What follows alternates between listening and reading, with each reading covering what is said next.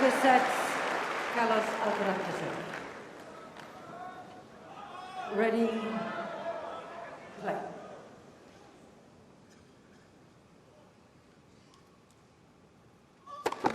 Let's first set.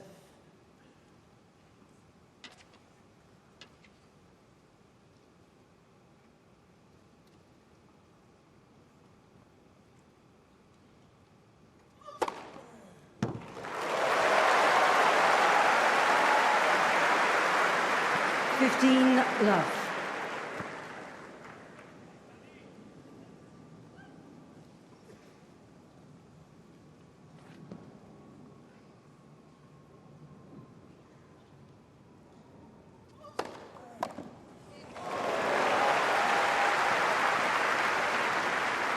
Love.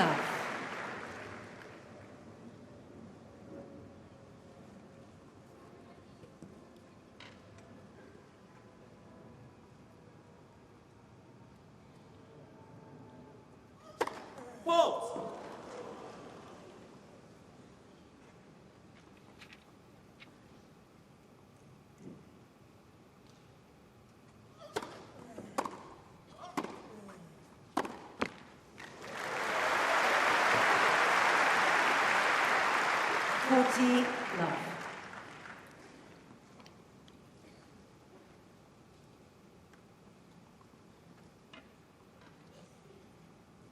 Mum and Dad at the back, Alcaraz.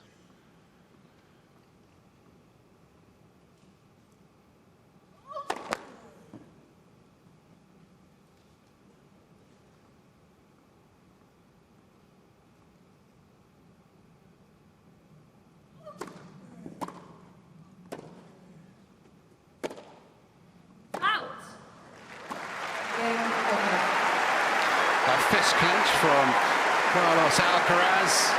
4 straight points, lovely start. Having been asked to serve first. Todd Woodbridge, Tim, you've made your way in here. You know, the sense of anticipation is just everywhere. Coming into the club, arriving here, people wanted to be in their seats for this right from the word go. I wonder how sore Sinner will be from that French Open final. It's a key question. It's a key question, but if you think about whether there's scar tissue or not, he's bounced back very well here. It doesn't seem to have affected him too much. He's playing on some borrowed money here, being down 2 sets to love, and then Dimitrov unfortunately having to withdraw. So he can play with freedom this afternoon. I mean, he's got nothing to lose. Jannik Sinner to serve.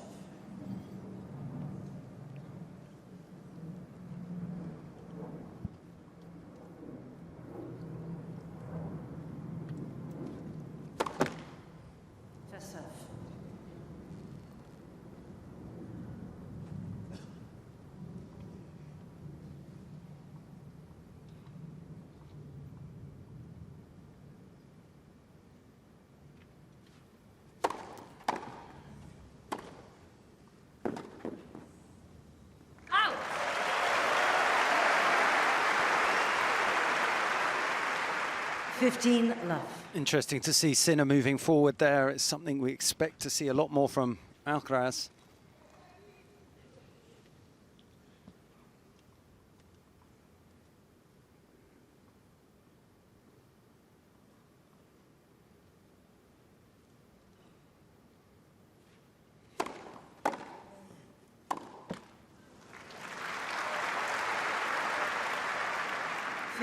All. Simone Vagnozzi on the right, Darren Cahill on the left. Cahill will retire from coaching duties next year. Been working with Sinner, has worked with so many truly great players.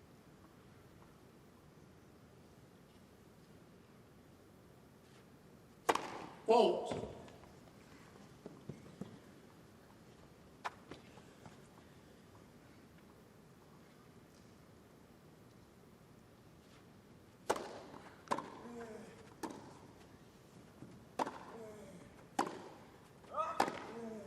Out.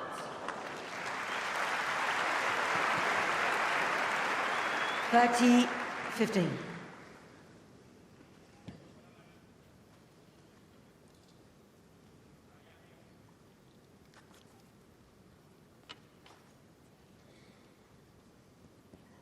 He's found himself a more comfortable chair than on Friday, where we welcomed him into this commentary box. Agassi.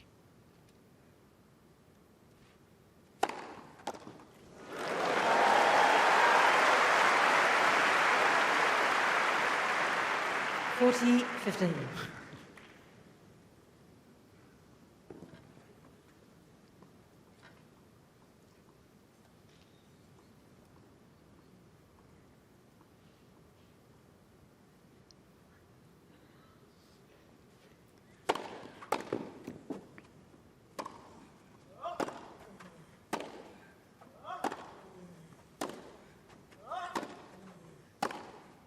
Out.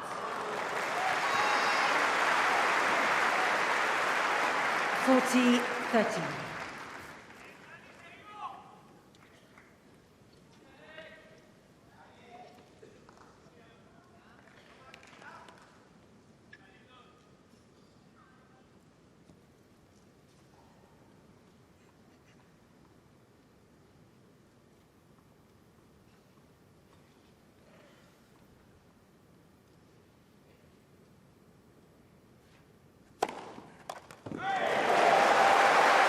Game, Sinner.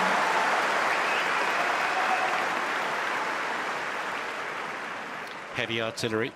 Well, both Game players over. will be feeling more comfortable with an opening holder serve, but just some things to look out for. I think that, Tim, you can jump in at any time, but Jannik Sinner needs to shut down Carlos Alcaraz as much as he can. He must not let Carlos start to dictate play on his own terms and become creative.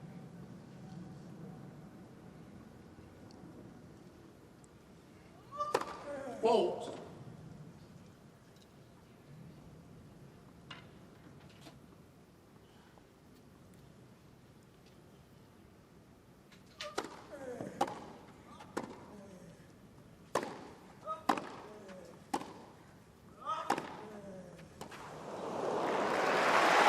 That's the type of point Jannik will look to play, where he steps up on the baseline, keeps pace to the ball. 15 He knows left. that Alcaraz can match him with pace, but he doesn't want to allow Alcaraz to use the slice to get down lower into the court, to allow Sinner to take pace off the ball and then for Alcaraz to find his forehand.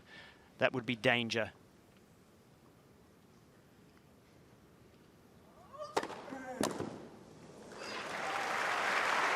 (30)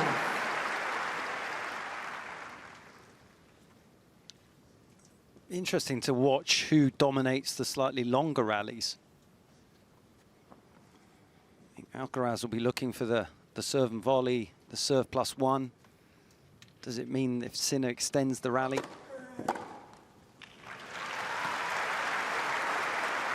(40) love.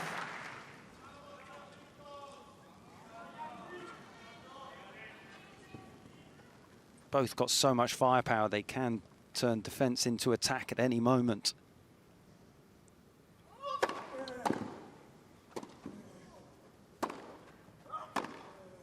Out. 40-15.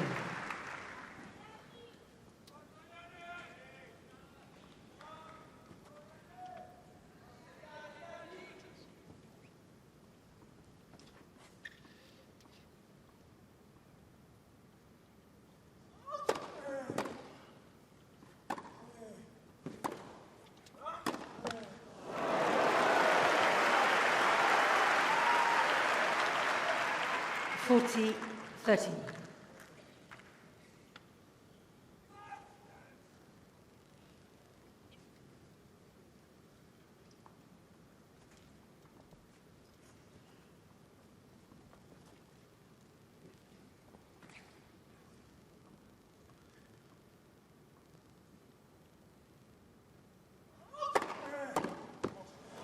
That's a very heavy serve, 139 miles an hour.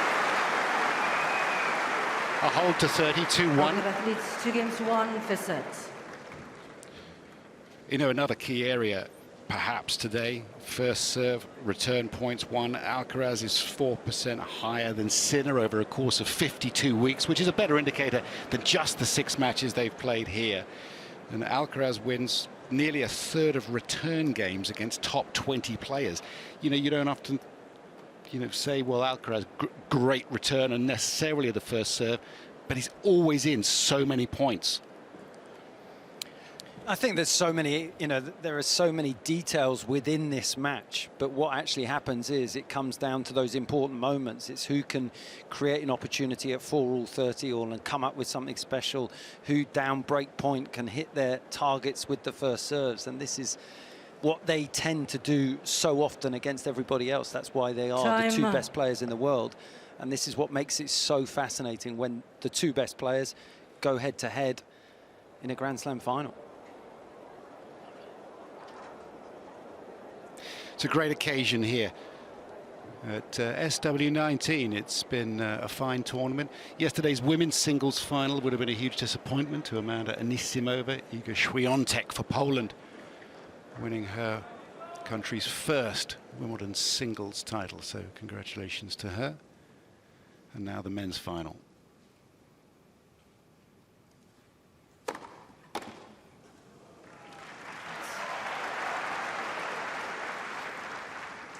Love.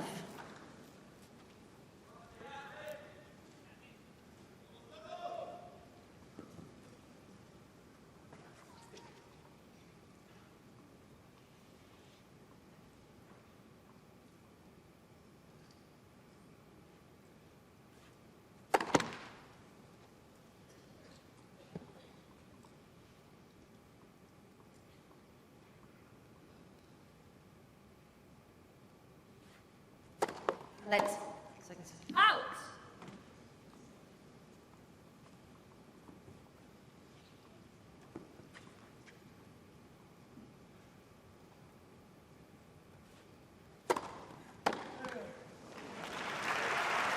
Interesting in these first few games. Both players just a little early on the ball, expecting it to come through quicker. Maybe that's being anxious. They're both still finding their timing.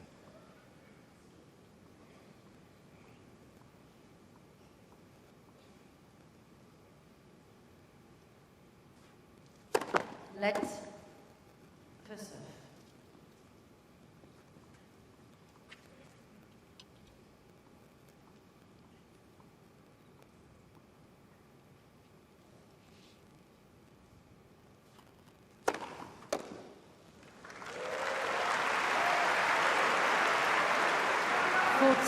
Love.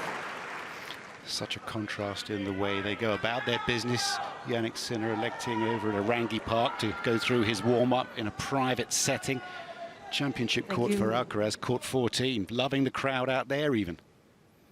Different personalities.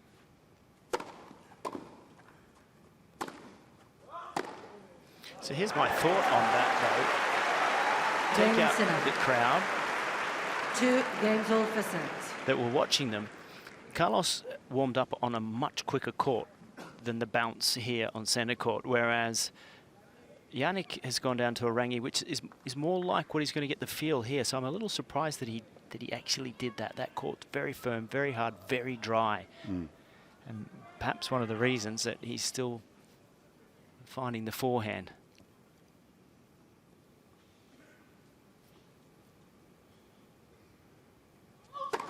Let's. First serve.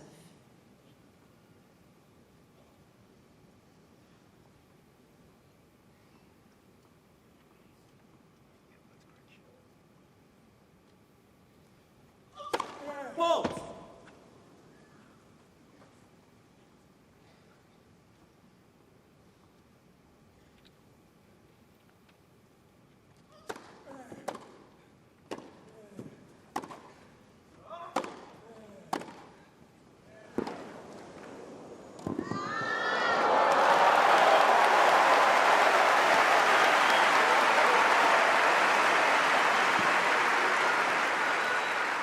Love 15. First point, one against the serve on the first point of a game in this final.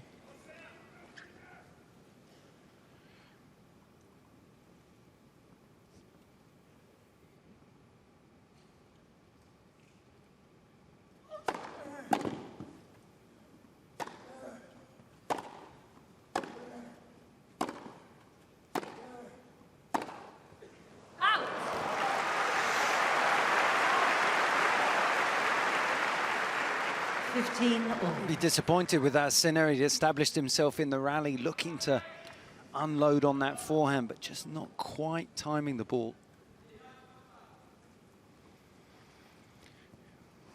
King Felipe of Spain looking down from the royal box, right behind where Alcaraz is serving. Fault.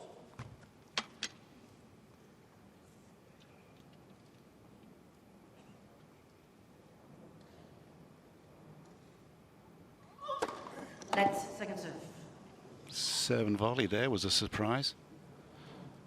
He's not going to get a chip return from Jannik Sinner too often, nothing floating high over the net, so an interesting tactic there. He likes to throw in a surprise.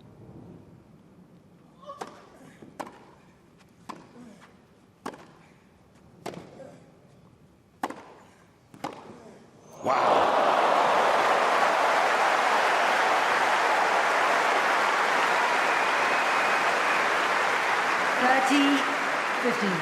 I like that move from Sinner. He gets the short forehand here, hits it and moves forward.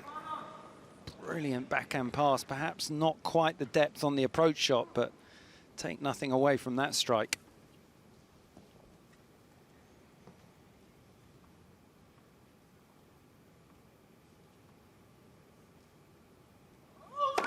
Fault.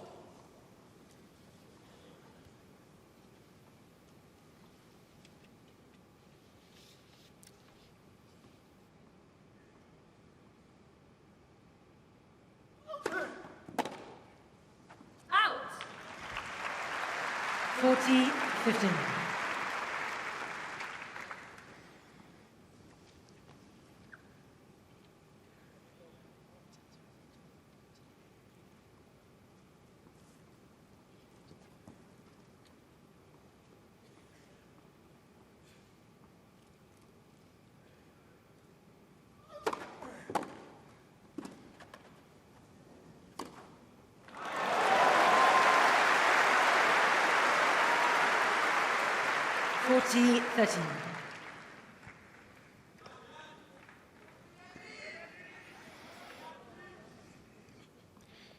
Bjorn Borg and Patricia there. The winner of the French Open Wimbledon double on 3 occasions. Alcaraz trying to do that for a second year in a row here. It's a rare feat indeed.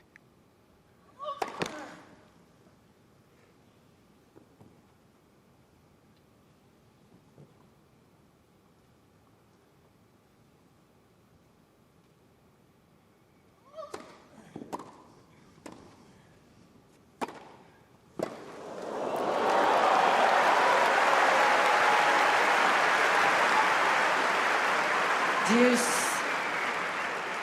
Well, you can see how important first serves are. You mentioned that, Andrew.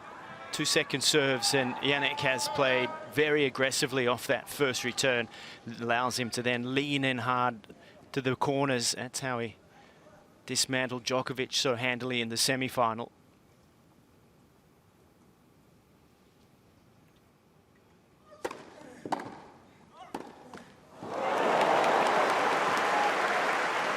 Advantage, Sinner. Really has been putting the pressure on in this service game of Alcaraz. Fast return, a shot that you'd expect the Spaniard to make. And the first breakpoint opportunity of this final.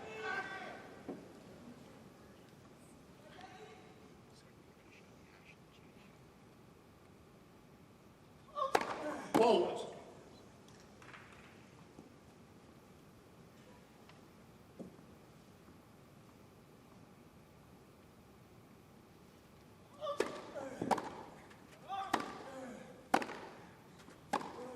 And that's way too long.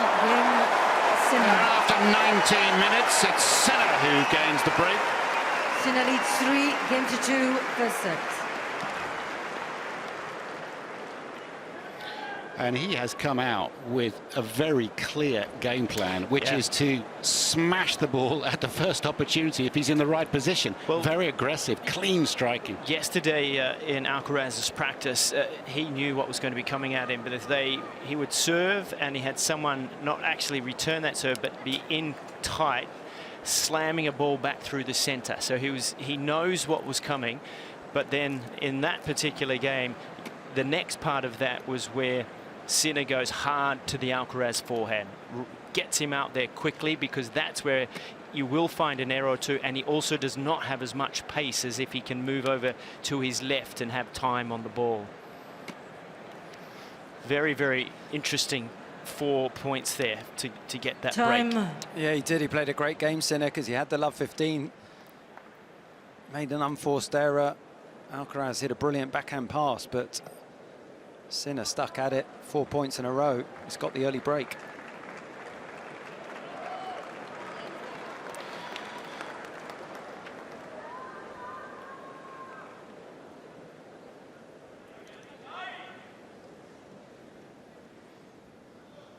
Hans-Peter, Jannik Sinner's father. Fault.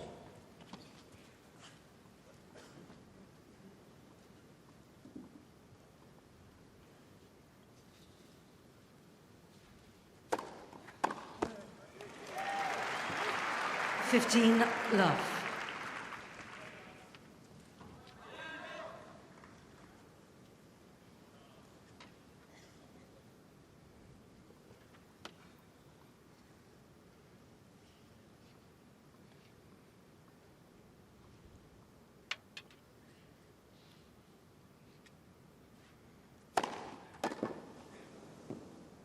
Out. 30 love.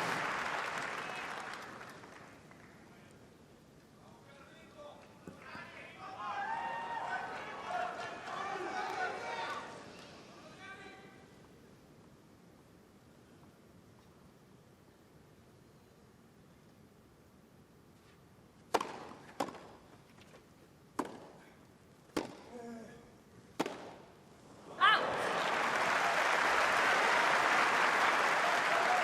30-15. It does seem that Sinner is targeting the Alcaraz forehand.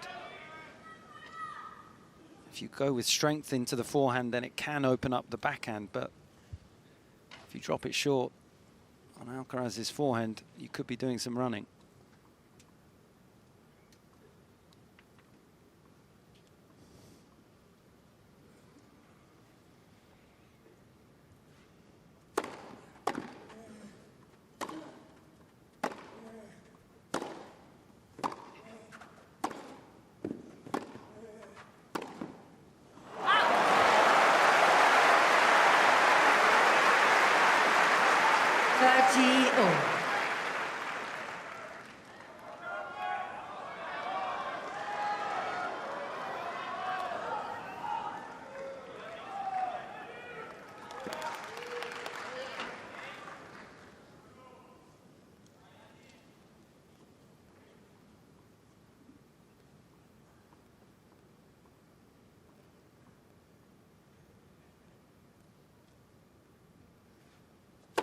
Fault.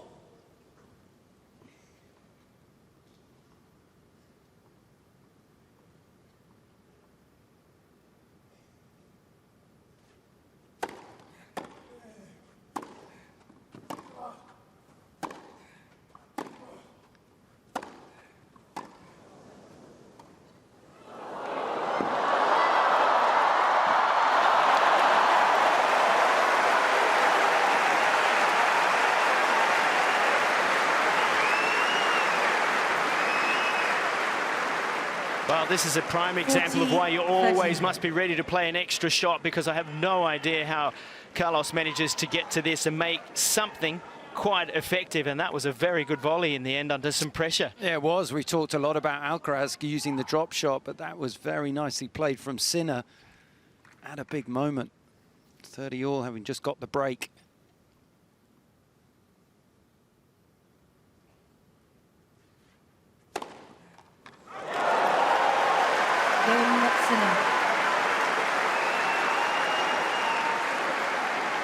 Sinner leads 4-2 first set. Well, there's certainly this clarity that he's come out with, and the speed, 137, accuracy, it's flat, ground strokes are flat.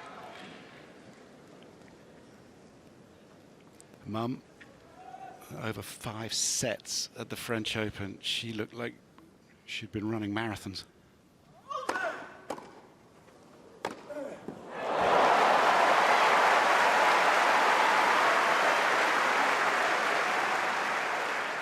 Fifteen love.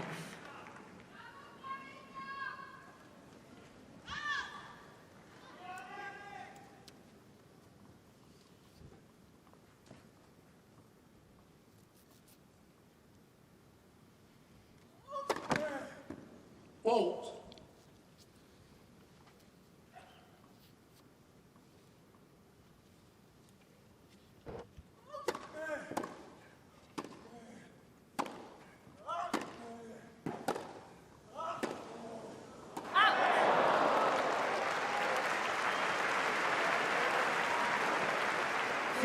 All. The world #1's movement is absolutely phenomenal at this point. He is exploding on the ball. Sliding, open stance to the forehand and just managing to stop. I mean, he may look slight, but in real life, powerful.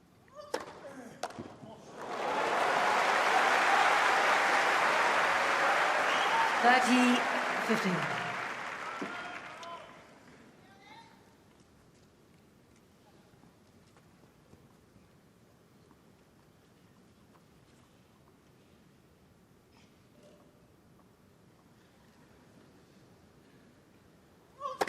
Fault.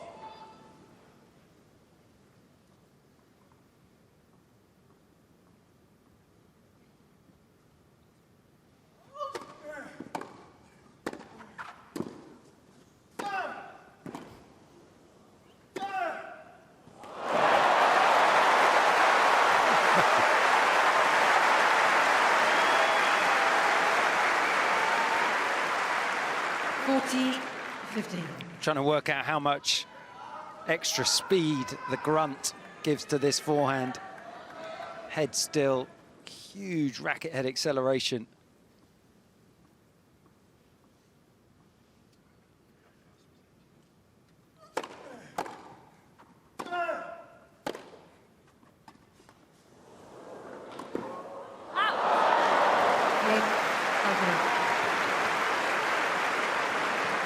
Please, ball change. Sinner leads 4-3 for set. Boy, talk about a new generation. The way they are crunching the ball at the moment. 85-mile-an-hour forehand and 94-mile-an-hour forehand. The revolutions on the ball.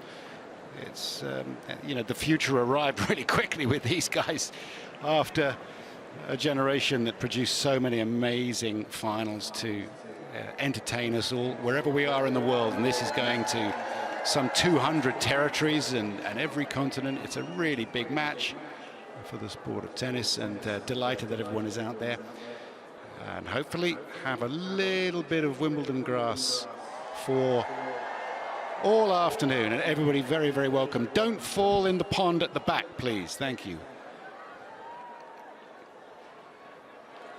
And they've got stands up at the back there, and there's a little bar area. It's all changed so much over the years. This majestic centre court.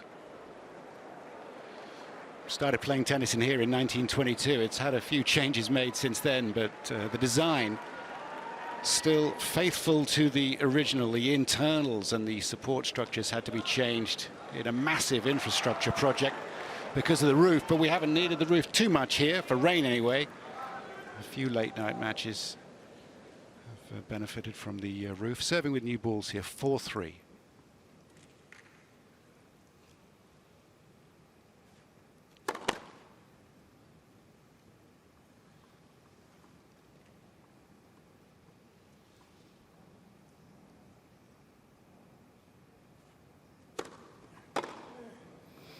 That's not the start. No, the new ball flying a little bit. He's had a bit of trouble off the forehand, and one of the key things already in this first 8 games from Jannik Sinner is his ability to be overpowering Sinner. They're equal to power, but what he stopped Alcaraz doing is using any of the slice backhand at all.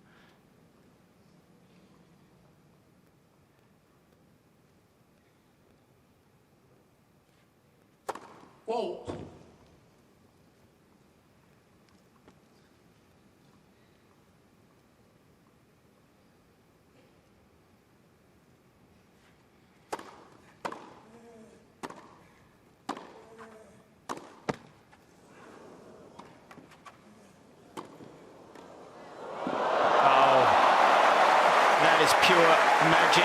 artistry at its best.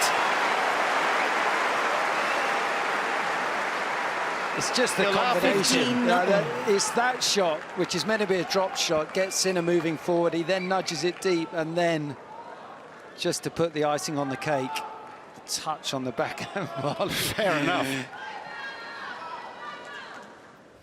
Only gets him to 15 all.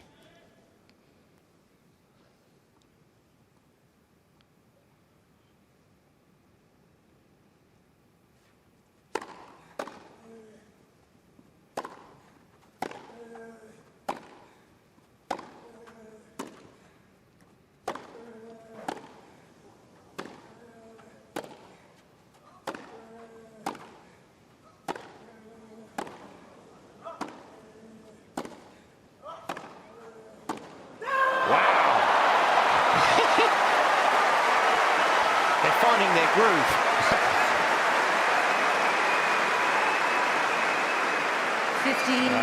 18 shots, corner to corner, the ball striking, the reaction.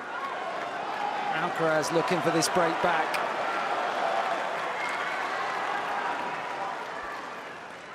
It's a different sound, it's just a different level with these two.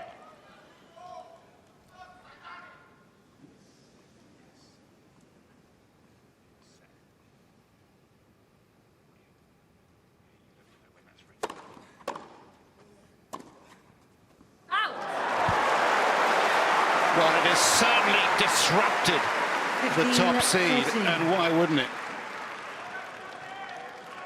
It must be shocking to be on the receiving end of some of these blows from the Spaniard.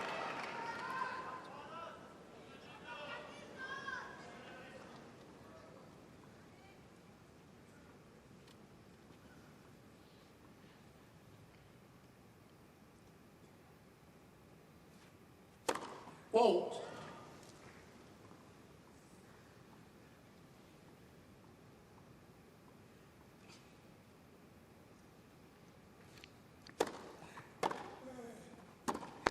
Back on equal terms.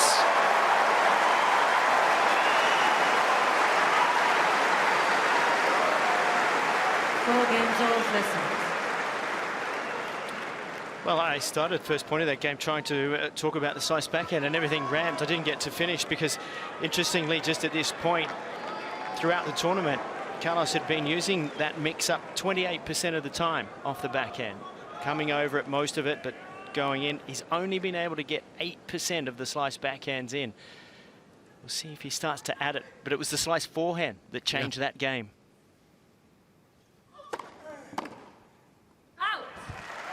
15 love.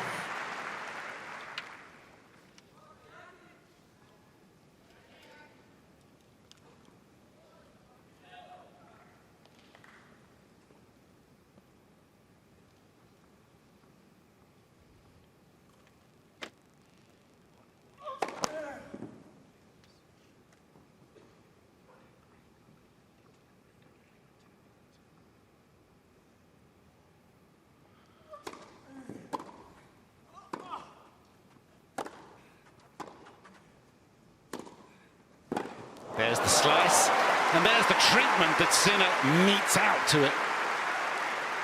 As Todd Woodbridge has been saying, anything sliced, Sinner not interested, going to hit it. 20-match winning streak at the Championships, 24-match winning streak this year, the longest of his career. Previous was 13. He won Queen's Club, of course, beating Yuri Lehechka in the final. Played his way into brilliant form there.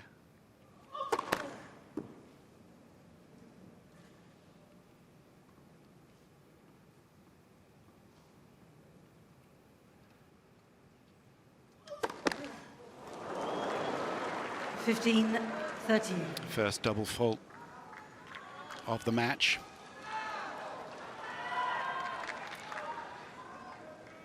Never a good time for one of those, but that was particularly bad.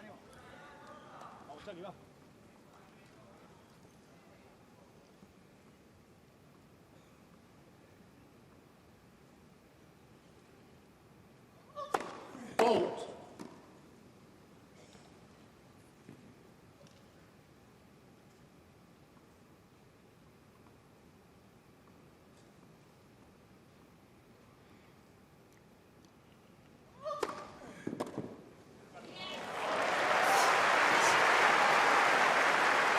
30 all.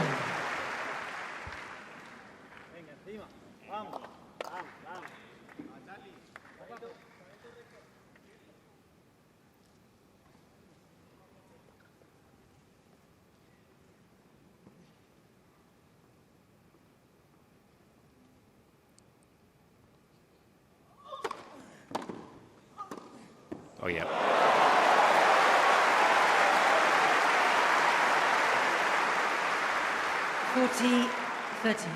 That was the shot that he missed when he lost his serve at deuce. Sinner hit that fast return. The backhand caught the top of the net that time.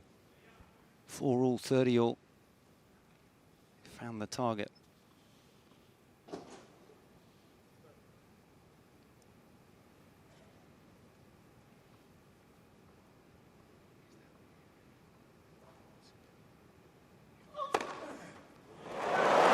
From 15-30 down. Big kick on the second serve, a half volley and an ace. That is big time playing at the right time. 5-4. Now listen, I'm just going to ask people at home if they've got their remote controls just to maybe turn the volume up, if you can find the remote, and just listen to the quality of this striking. Have a listen to this.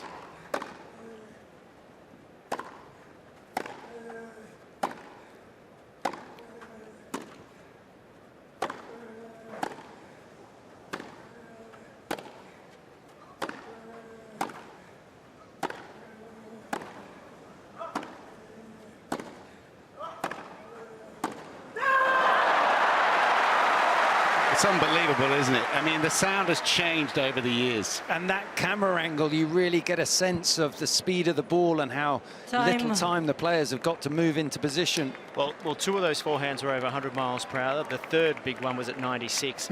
Sinner's hit 4 over 100 throughout the whole tournament. There's almost 3 in 1 point. So they're bringing out different levels of play in each other. This is why they've separated themselves from the rest of the tour, including Novak Djokovic, dismissed by Sinner in the semi-final. Serving to stay in this set now. 4-5. Fault.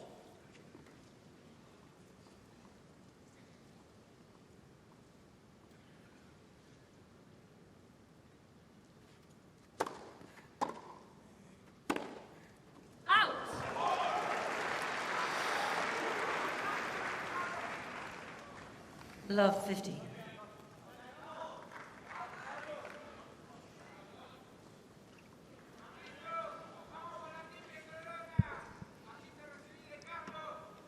Not the start Sinner was looking for when serving to stay in this first set. Love 15.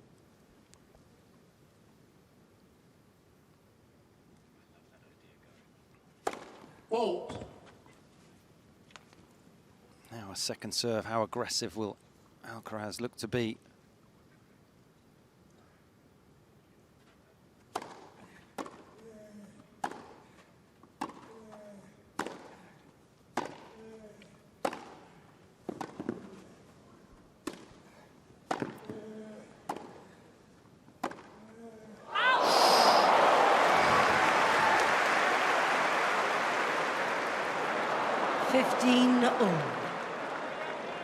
Not a million miles out for a love 30 lead. He pulled the trigger on that backhand, felt that it was the right thing to do.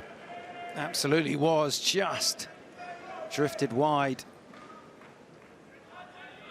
Alcaraz able to stay in these rallies with his movement, wait for his opportunity to be aggressive.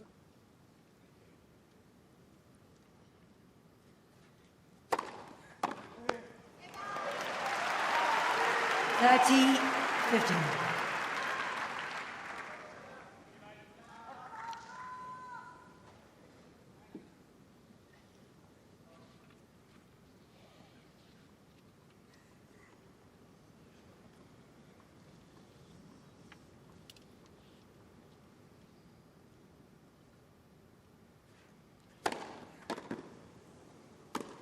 Oh no.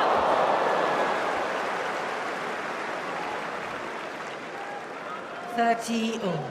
Well, he hesitated. He didn't really believe that return was coming back. Got caught with a big Western forehand grip, so had to go with the dry volley. But if you decelerate into that, you lose control, and that's what happened.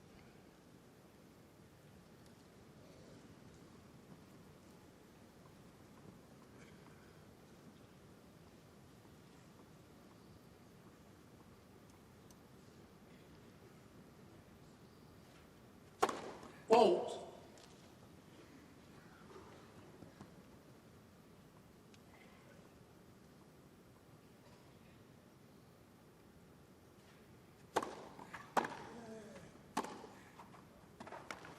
Oh, he's down. He couldn't push off. But there's Alcaraz at his best, an element of surprise on a big point. Oh, it's just deep return, pushes Sinner back, and then even from behind the baseline, picks the drop shot, executes it.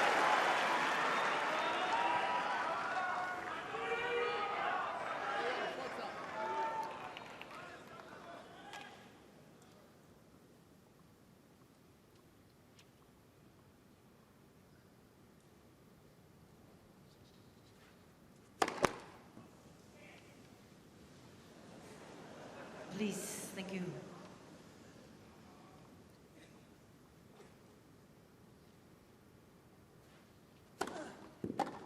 Oh.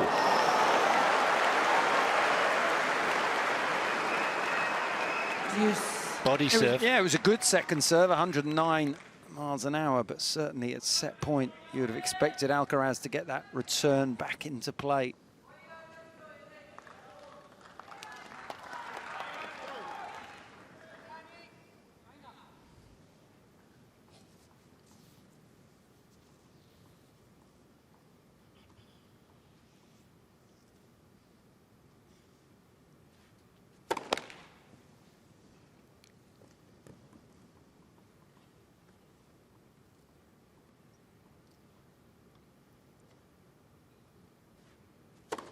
Fault.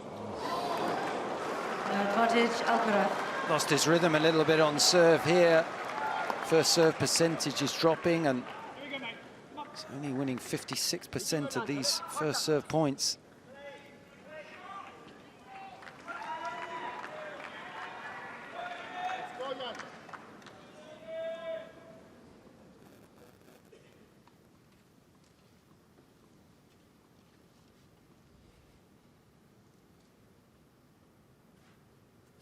Fault.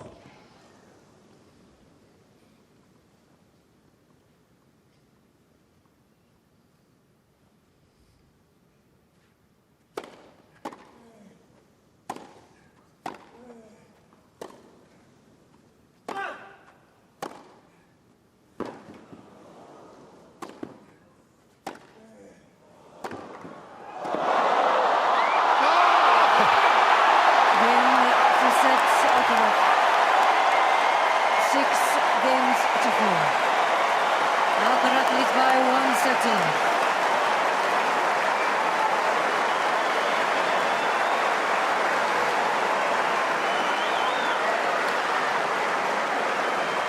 Words can't do that point justice.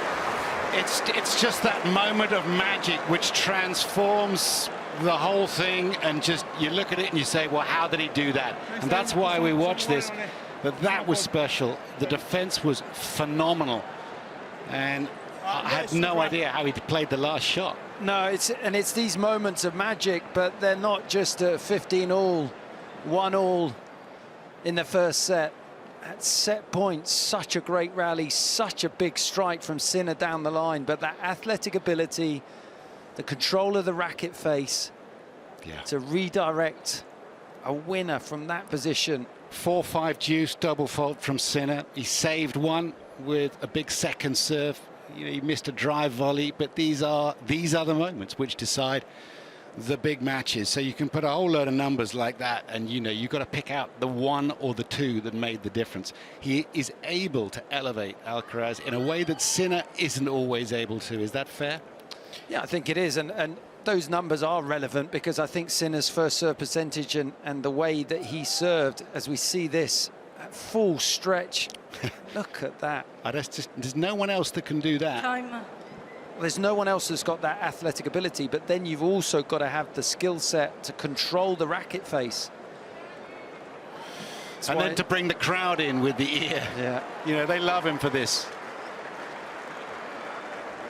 Well, that's 4 games in a row, and, you know, from a break-up to losing the first set, Sinner now, Second after set, 46 Alcaraz. minutes, has, you know, the next 10 or 15 minutes are really important for him. Thank you, ladies and gentlemen. Players are ready.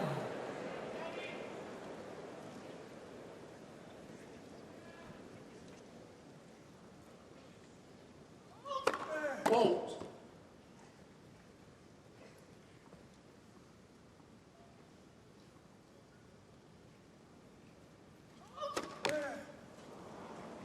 Love 15.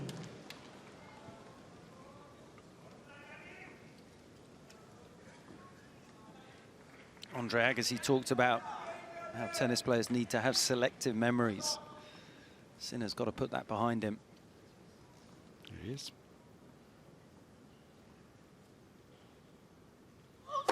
Won't.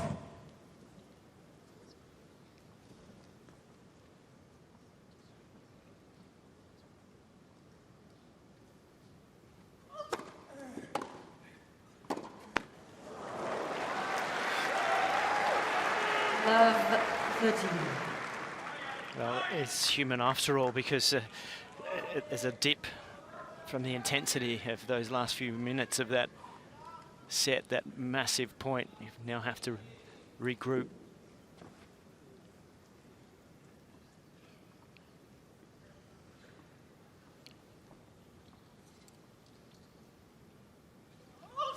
Won't.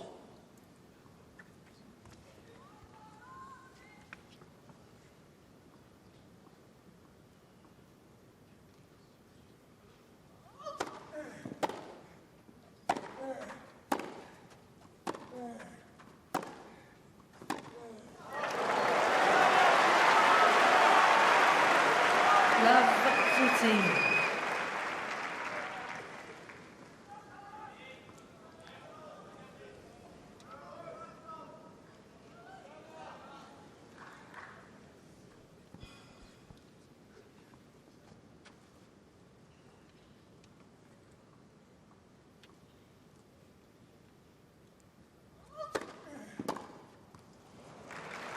Fifteen, 14.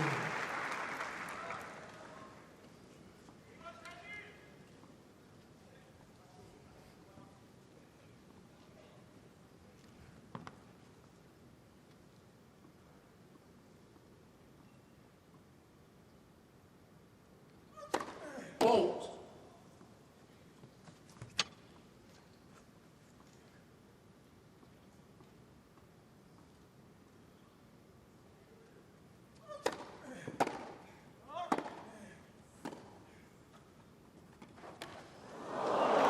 Down again.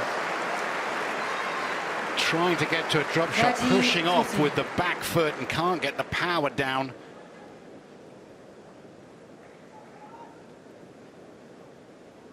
Very frustrating. Well, I think interestingly, he's just back behind where the court is worn out, and that's because he's trying to get position to be able to defend. And that the greener part of the court becomes that little greasier.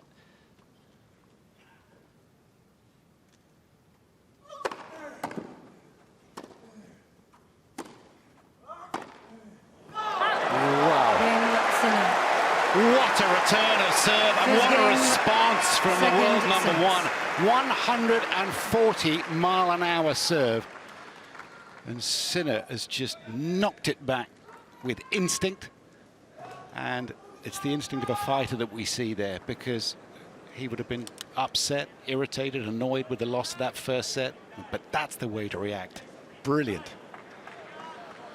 And this is the essence of a rivalry. You know, the last 5 matches Alcaraz has won, he's given Sinner so much pain.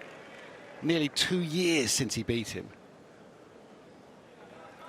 He should be here, Sinner, with the possibility of being the holder of all 4 Grand Slam championships, and we'd be only talking about one guy. But instead, he's having to fight off Alcaraz. It's captivating stuff.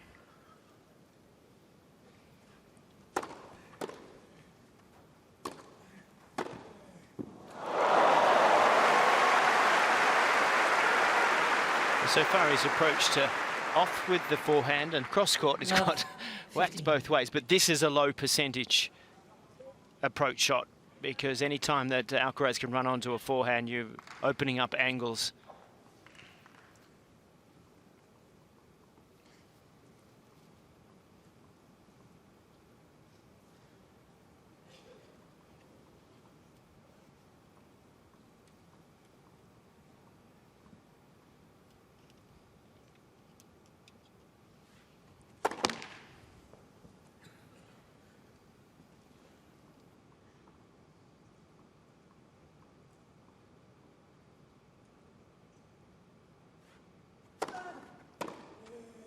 Out. 15 all.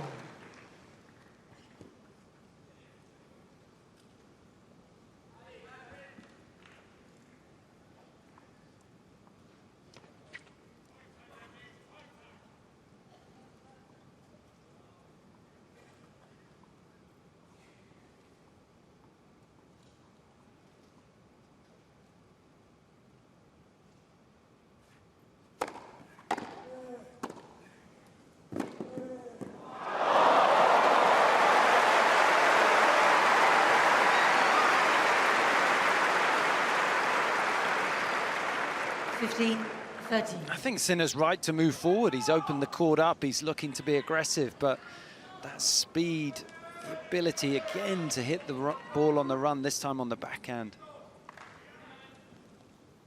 Maybe coming down the middle next time. He's not getting any joy on either side at the moment when he's trying to come in. 15-30, his serve under pressure. Fault.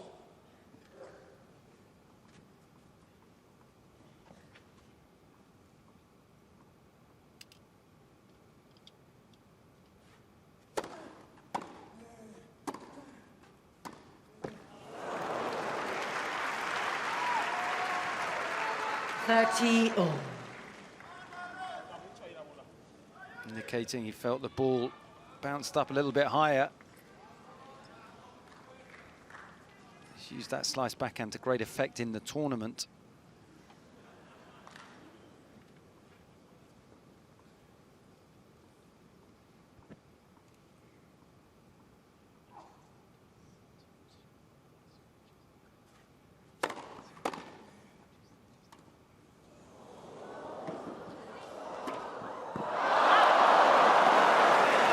Missed it. He had so much of the court to aim at. 30.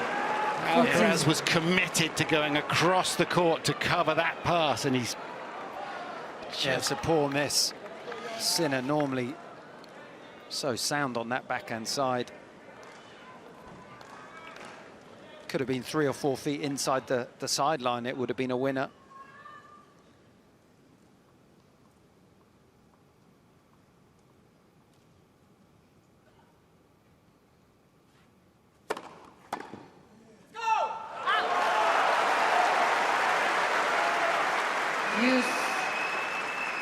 And you never hear Sinner say anything like that. Unless he's absolutely pumped. He knows how important this game is. He's just broken. He's lost the first set. He's broken serve. Changed the momentum immediately. Would love to go 2-love up.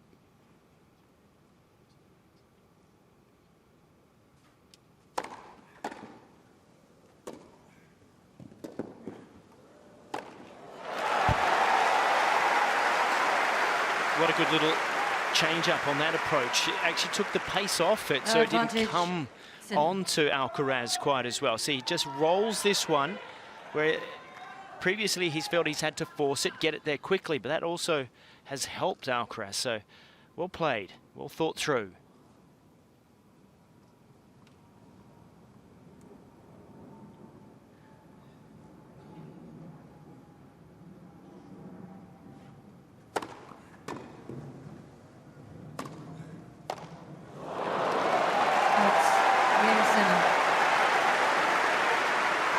leads 2 games to love, second set.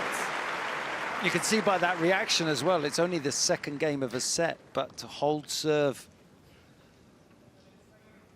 important to shift the momentum back in his favour.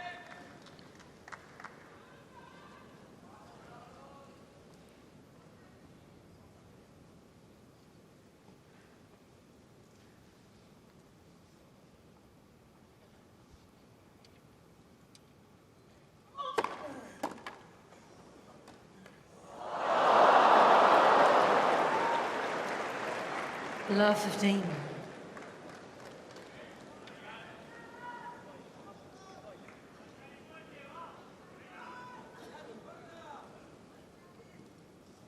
Such an amazing end to the first set. This is where you slightly question Alcaraz's concentration levels. Fault.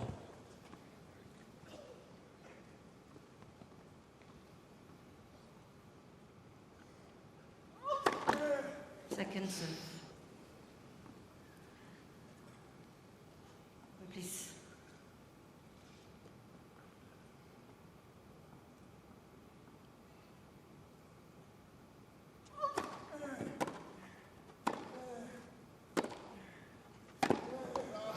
That's a good play. Once again, on the return quickly, then Love hard 13. into the forehand, fast into the forehand, takes time away from Alcaraz. We know he can come up with brilliance, but it's pressuring that side a lot now.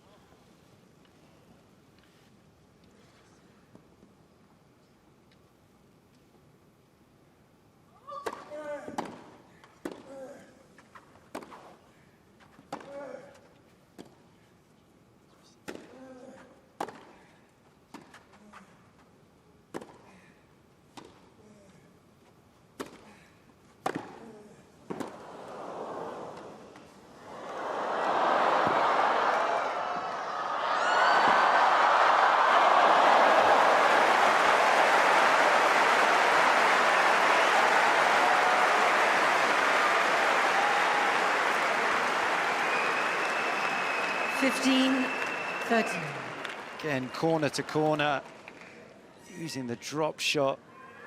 You sometimes watch these rallies thinking they're an exhibition, and here we are in a Wimbledon final.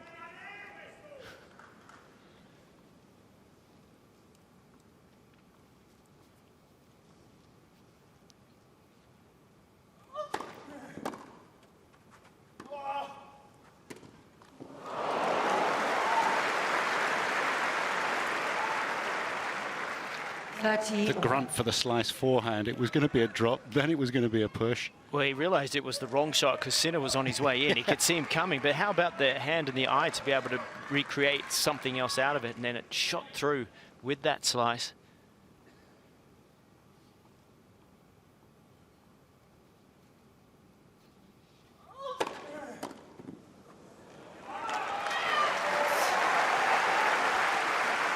Forty 13.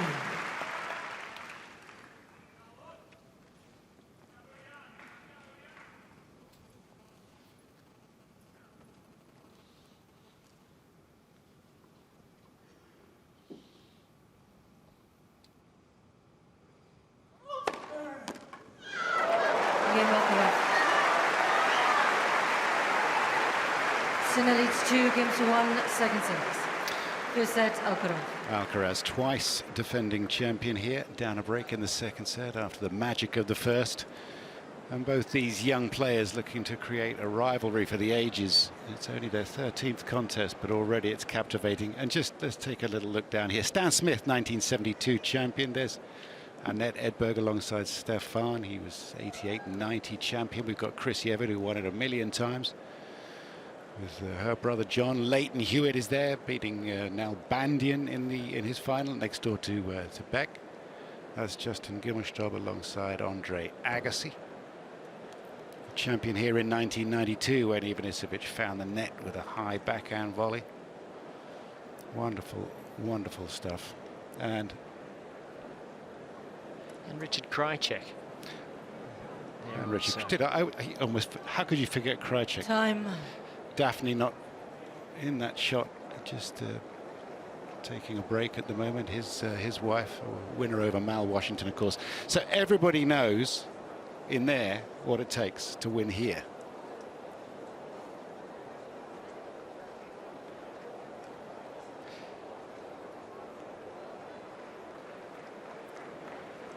Sinner into his first Wimbledon final, a 5th championships for both these players.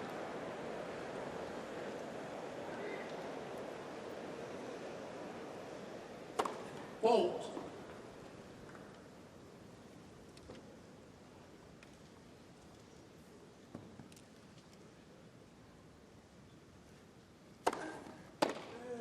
Out. 15 love.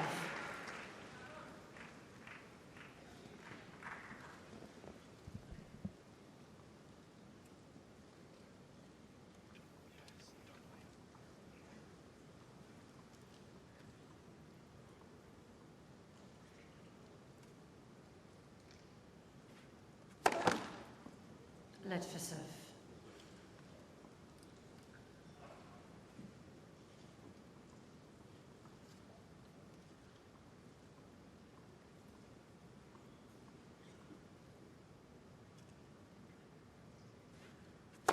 Fault.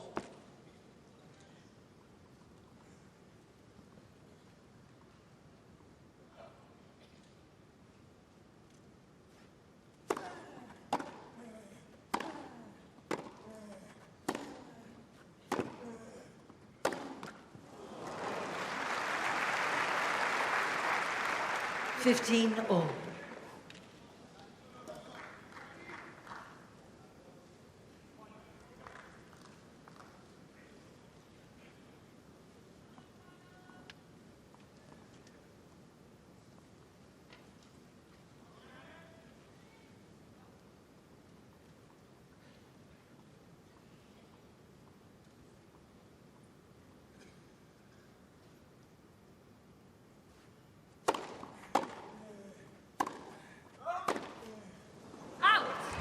Just a little lull here, Tim. 15.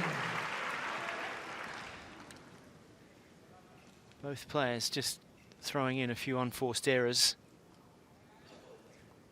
I guess there has to be a time where that happens because the quality has been high.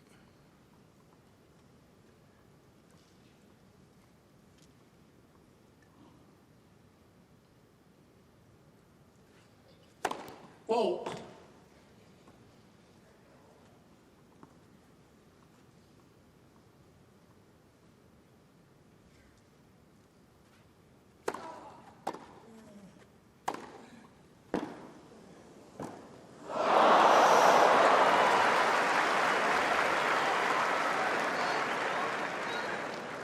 Set the point up perfectly. 30 all. That's where Sinner just doesn't quite have the soft hands, the same technique on the volley as Alcaraz. What could have, should have been 40-15 is now 30 all.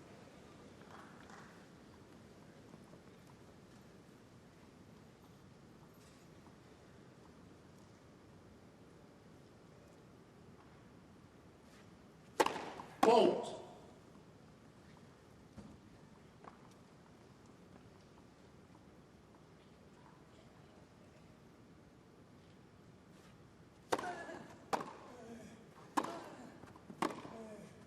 Out. 40-13.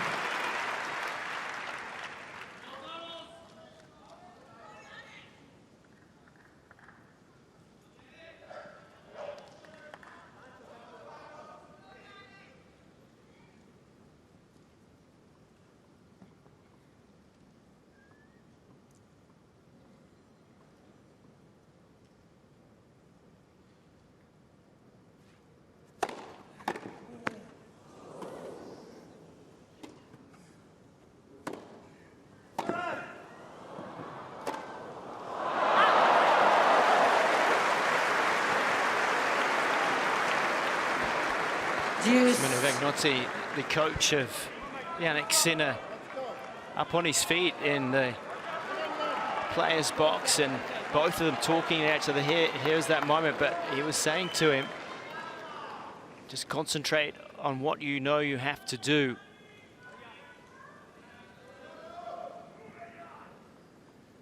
Don't be distracted from the game plan.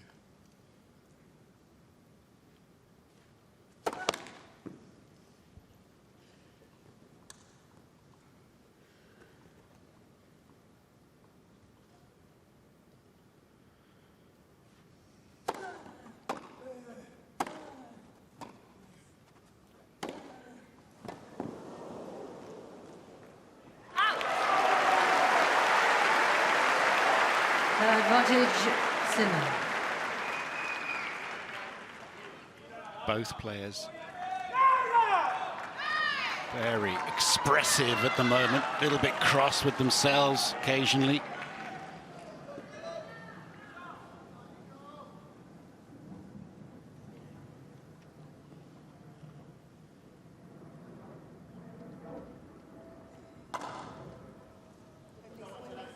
There goes a champagne cork, just right by Jannik Sinner, so he'll give that to them. A little early for the Ladies and celebrations. gentlemen, it's a good to see you to both players. Please not pop the champagne corks just as the player's about to serve. Thank you. Yeah, well, that's as if that should need saying, but there we are. Please.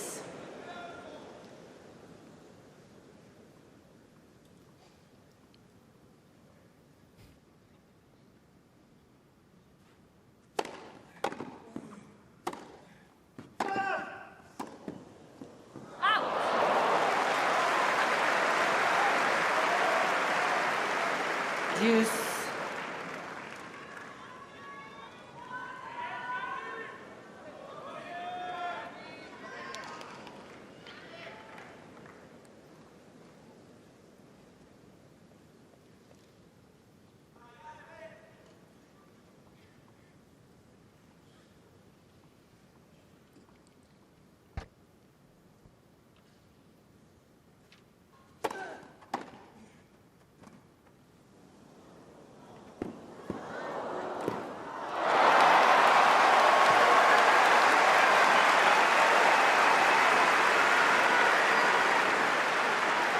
Advantage, Sinner. A little unlucky here, Alcaraz, that the ball hit the line, and even travelling that slowly, it did affect the bounce afterwards, and Sinner wasn't going to let that opportunity slip by.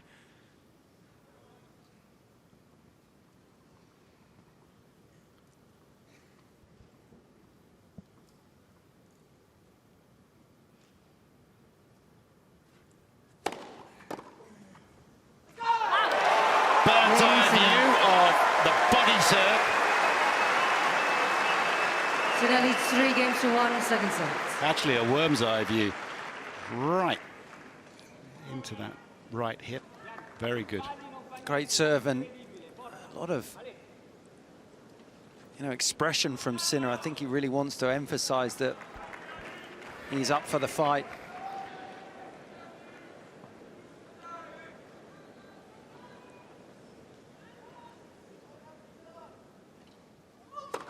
Fault.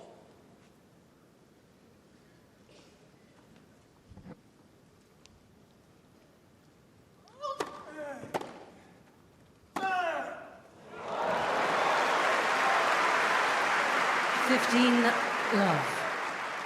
The narrative in this sport at the moment is that Sinner just does the same thing the whole time. Ice cold. Alcaraz, hot and cold. His highs are higher than anybody else. Sinner's probably sick of that.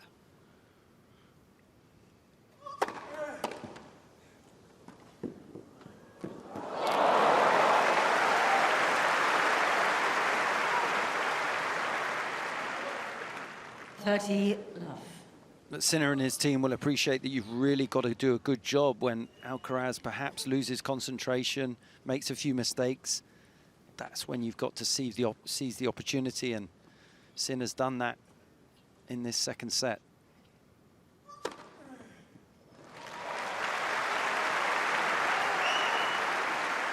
Love.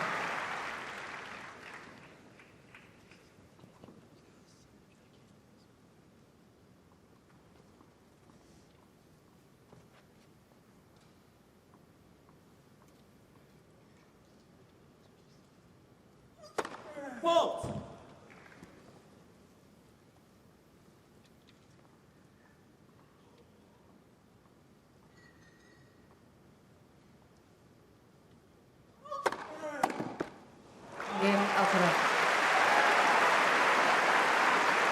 Sinner leads 3 games to 2. Second set. And as ever, Alcaraz just allowing Sinner to wander by and take his seat slowly. Still a break to the Italian.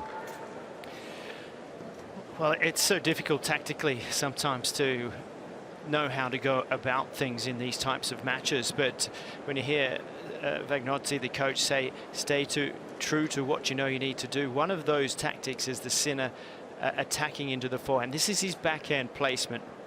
One of those key shots is down into that right hand side in that purple spot there. Only 33% because you've got to choose the right ball, but when he goes there hard, he knows that when Alcaraz runs onto it, it could be a brilliant winner, but also he may get an error out of it, and that's what he's got to stay true to. And it's just a little pattern of play that we've been seeing unfolding, because he has to try to keep Alcaraz from leaning too far into that left-hand portion of the court, because that's where we saw him rip those forehands beautifully. And if he's able to have time to hold, he can go either way. And you are so that's remaining true. That's what he was talking about with his coach. That's what I believe, so, because if you go away from what you talked about in the locker room too early, it gets dangerous. Okay.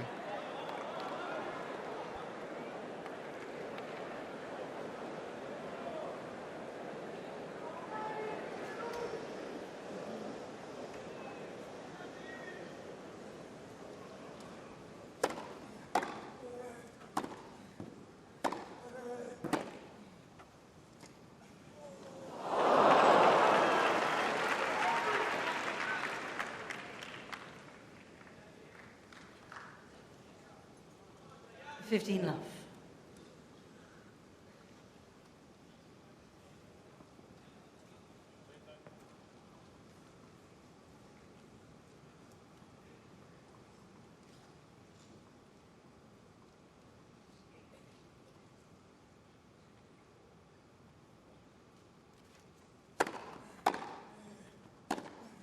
Out.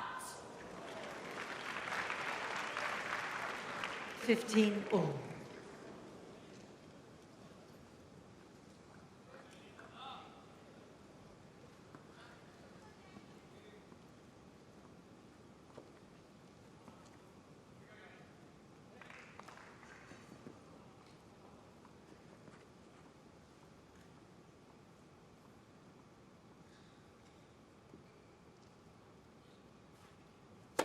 Fault.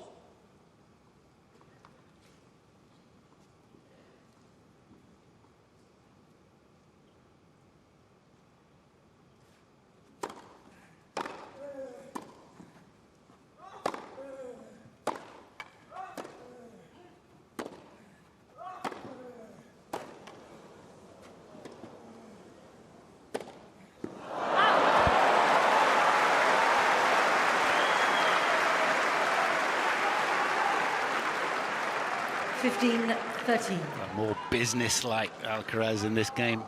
Interesting to see him drop way back to return that second serve, looking to be aggressive. It was a breakdown in the first set. Alcaraz, he broke back and took it, looking for the break back in the second set.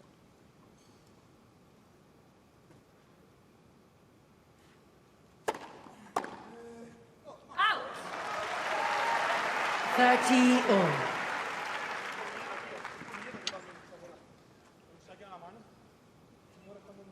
He's been serving at about 135 miles an hour. Sinner, that one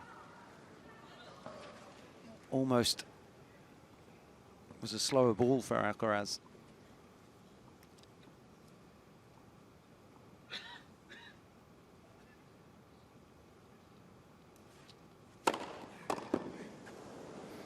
And there's another 10 miles an hour on that one. 40. It's a heavily strapped right arm from a fall that he took against Dimitrov, who would end up injuring his pec and unable to continue at 2 sets up. That was where Sinner escaped, but we were all greatly relieved that he was able to continue and find himself at this point. No problem with the arm, clearly.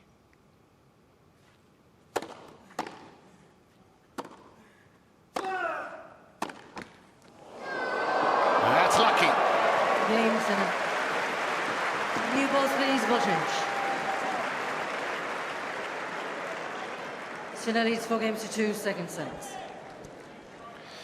Racket changes with new balls on their way.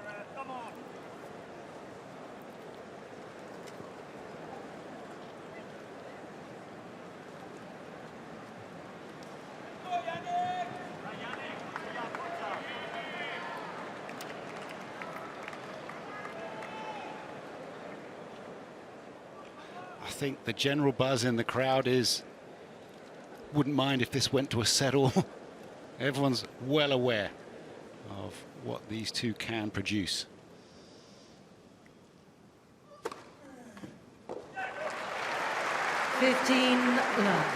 Alcaraz won 6 of 7 points through his last service game, and then 15-30 on the Sinner serve, unable to break through.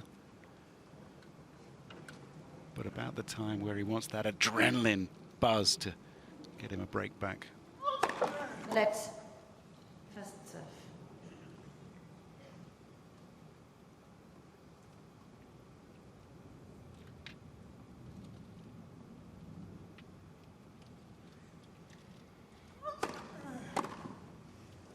Out. 30 love.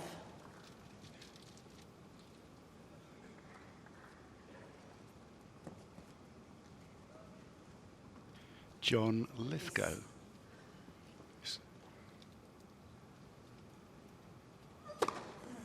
40 love.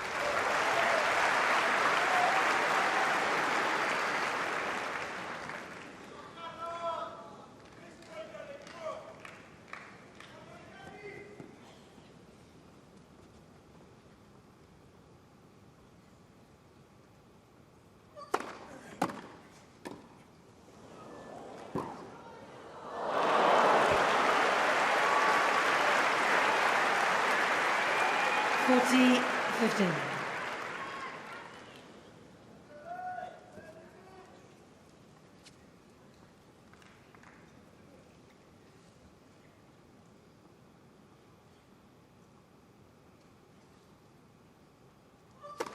Fault.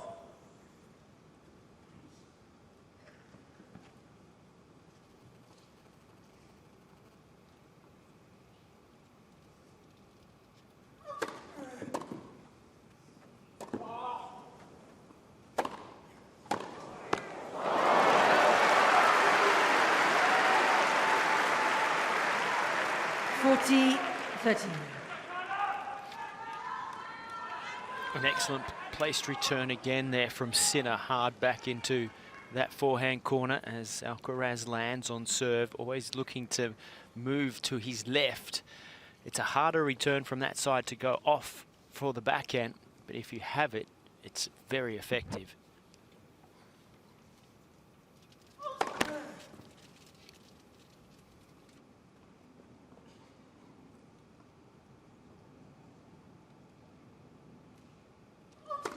Fault. Use.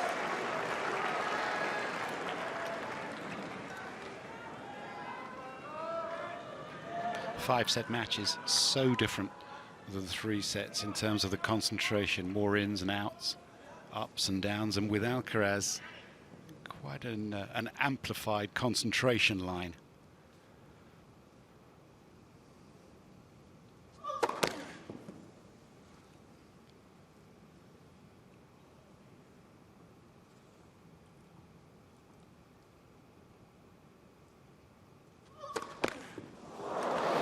Advantage. Definitely not Sinner. concentrating very well at the moment. Dad'll know it, Mum. Well, Dad's a tennis coach, and he might be saying to him, you've got to pull your ball toss back a little. The first serve, he's throwing it a long way in front, having to reach forward. That takes trajectory out of the serve.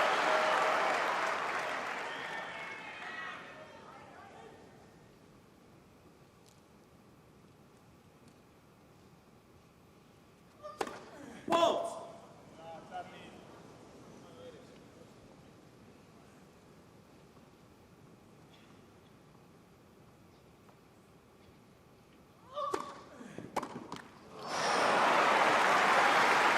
Service toss there on the second really brought it back to be able to get more arch in the back, more kick. which gives him a safer option, and he needed it there. And actually got it shorter in the court, jumped it out higher to Sinner.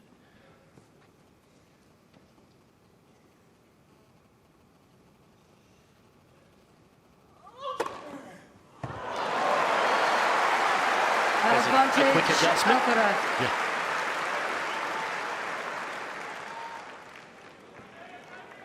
Sinner may well be thinking about that second serve return that he found the net with there. It was a virtual set point.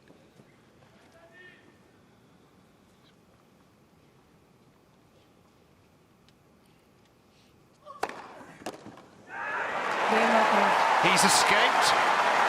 He makes a habit of it against Sinner. 4 games to 3. Second set. First set, Alcaraz. Sinner knows he's still probably got to hold 2 serves to win this set now. That was a key second serve miss. So wherever you are watching this match, I hope you're enjoying it. It's a rivalry for the ages, that's for sure. When you think over the years, Federer and Nadal, we saw 40 matches, Federer, Djokovic 50. Djokovic, Nadal 60. How many will these two play? And there are clubs up and down the country, not just Henman Hill, but clubs and bars and pubs, and actually worldwide, a huge amount of interest in this match. Sport really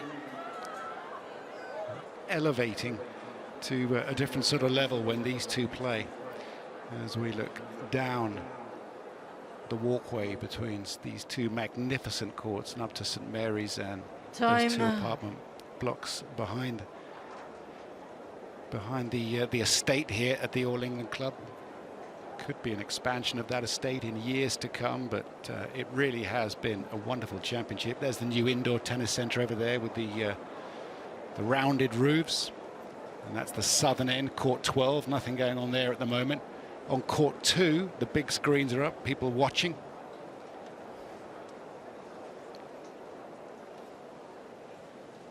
(4-3) with a break, Sinner.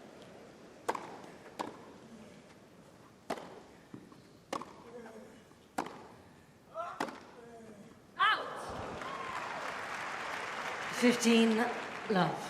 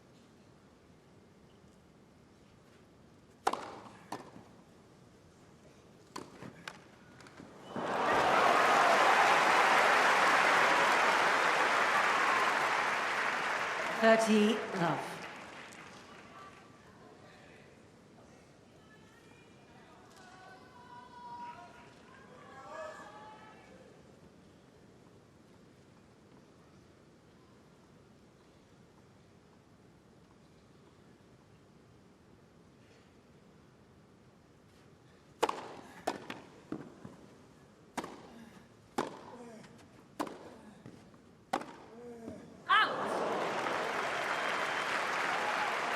40 love. Just missing his targets with a couple of these ground strokes. The first forehand and that backhand just going over the baseline. Comfortable Sinner service game.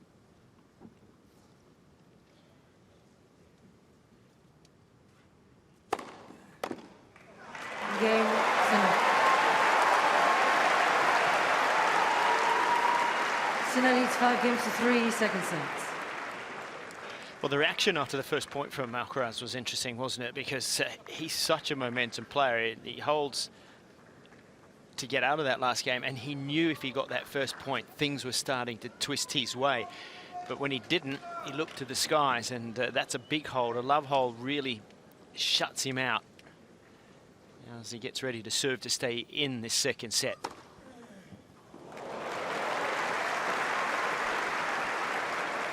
$15 love.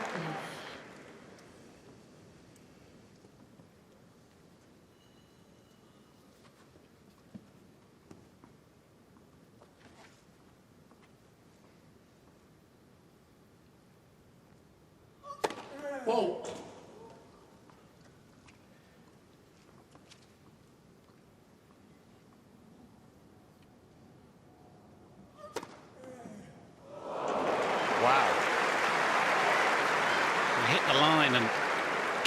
and 30 more as now. the spin took effect.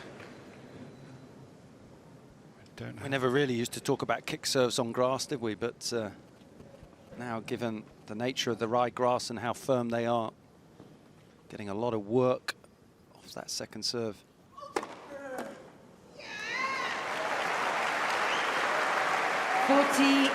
Love.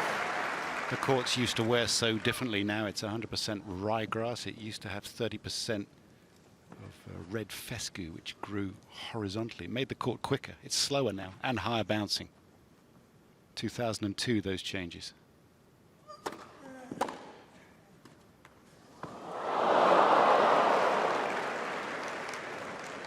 $40-15. Well, regardless of what happens here, and one assumes that Alcaraz is going to hold this service game, he's going to launch some sort of an assault on the Sinner serve next.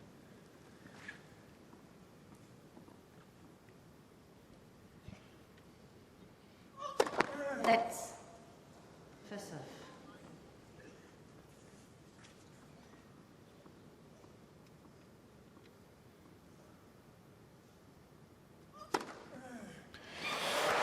Next game's going to be interesting. Sinner leads 5 games to 4, second set.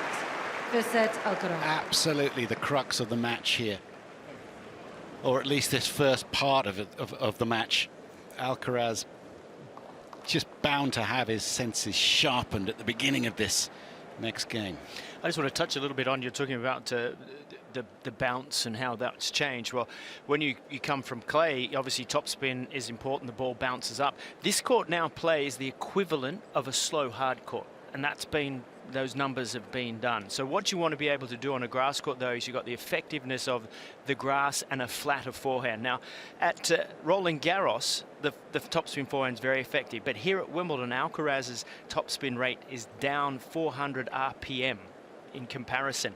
Sinner's is only down 100, and when you look at that, that's because he's trying to flatten the ball out, use the surface that little bit more effectively. So there's those adjustments that the players have to make from surface to surface. Yeah. But overall, the ball doesn't bounce like it used to here, and it's much easier for these guys to use an all-court game.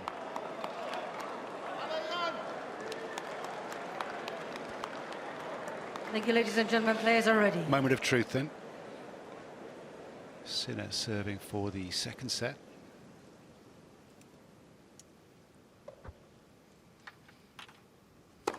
Fault.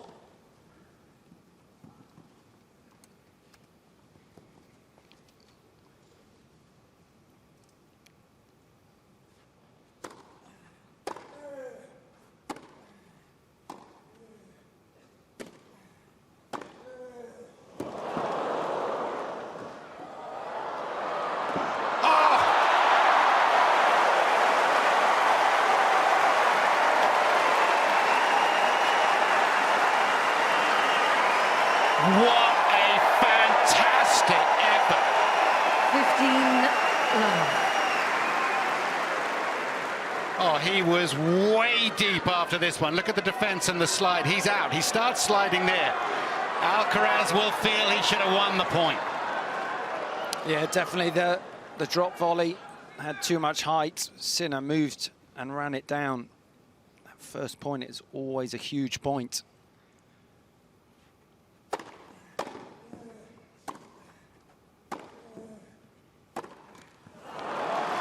As the server, you always want to get that first point. It just gives you a little bit of a foundation, a little bit of a cushion. Alcaraz will be disappointed. He knows that this could have been love 30. But he's certainly looking to put the pressure on Sinner's serve. Such an important time in this second set.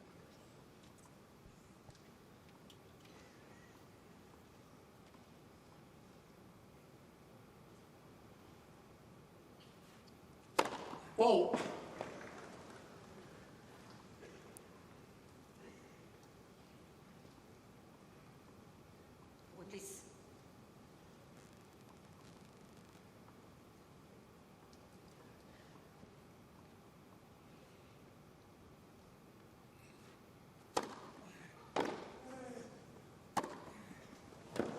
Superb. Superb serving. Well, it was a brave decision. He made a conscious decision to change and go wide on that second serve. We haven't seen many of those at all, so it was a big point. With Alcaraz standing so far back, then it does give the opportunity to open up the angles, and he executed that serve so well, then drove the backhand into the opposite corner.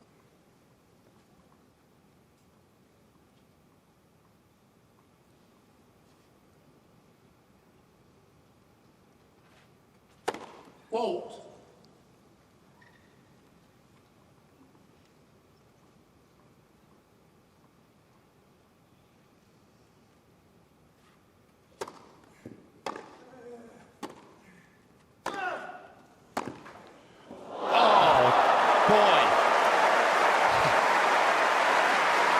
Whatever you can do. 40-15. Jeez, there's not many times that Alcaraz sees a reply like that to an effort forehand, and it brings up to set points for Sinner.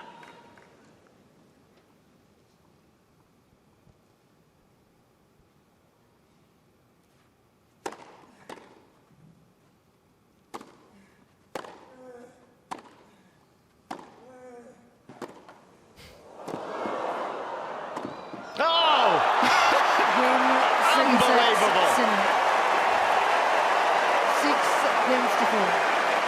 One settle. Standing ovation all round. Yeah.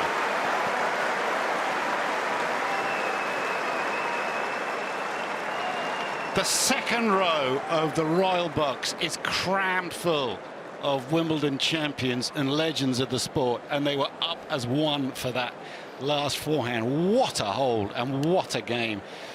The boys made a stern stuff. What a response. He lost that first set, but he didn't dwell on it, got the early break, and then at the most important moment, it was Sinner who was coming up with the goods. Well, we take a look at the second set summary, and really we go back to the game that Alcaraz dropped in the opening game of the set. That was a level drop, and he kind of handed over the break. That then meant that Jannik had the upper hand and was able to hold serve the rest of the way through. So the stats, better serving overall from Sinner in set number 2, but the quality after that first game then remained incredibly high. And the point that you made, Todd, and Tim, before the match was, when it comes right down to it, Alcaraz is generally the one that rises, although both players do it.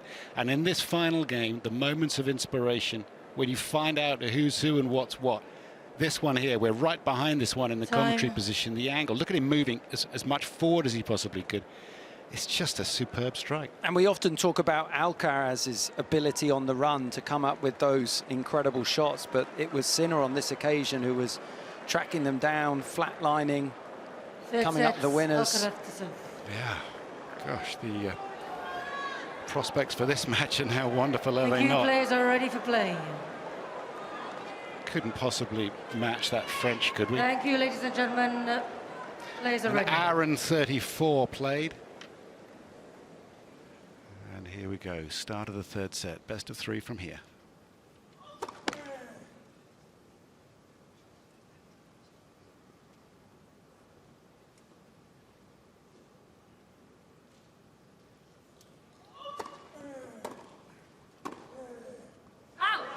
Well, this game's so important for Alcaraz. This is where his level dropped after the set. The intensity rises towards the end of his set, and as if you take a deep breath, and you let all the air out, but you haven't reset. He must reset so much quicker in this one. Sinner will be looking for a couple of quick errors like he got before. Let's piss off. It's where you mentioned, Andrew, the concentration. It wavers with Alcaraz.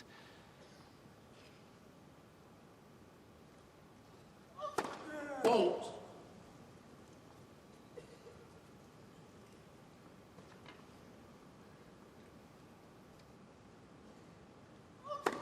Fault. Love 13.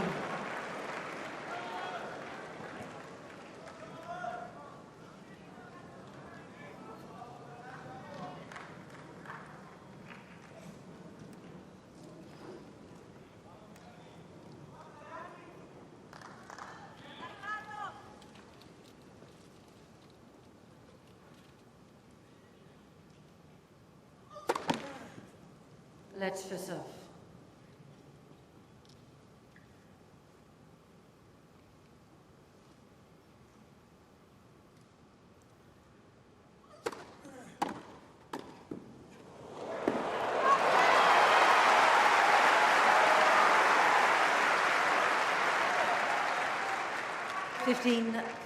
Using the serve and volley at an important moment.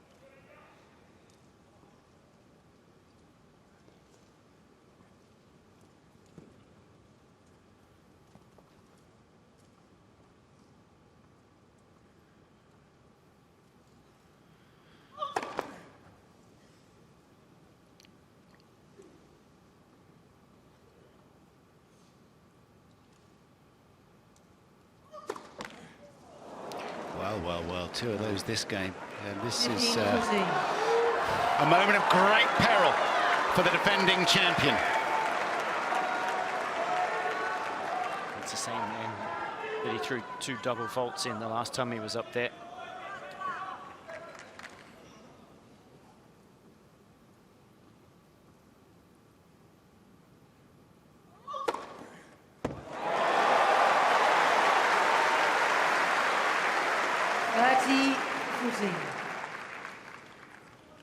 Tenth ace is pretty standard after a couple of sets, but the 6 double faults is somewhat surprising for Alcaraz.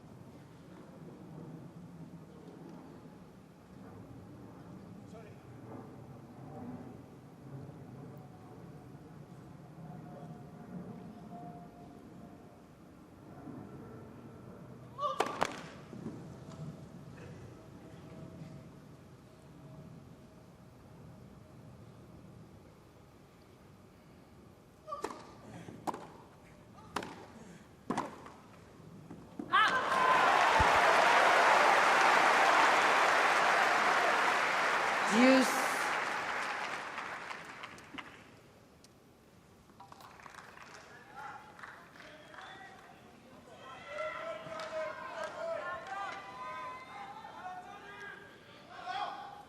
Four boys in the family and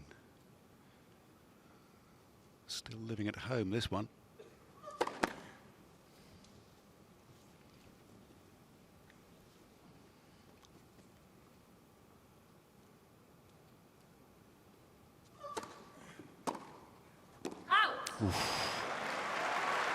No advantage. Alcaraz.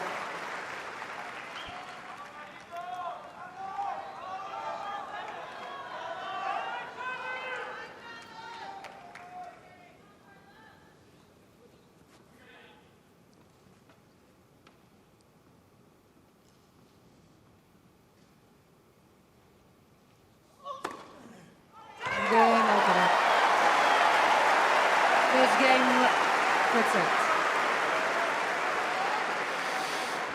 Well, he got out of it.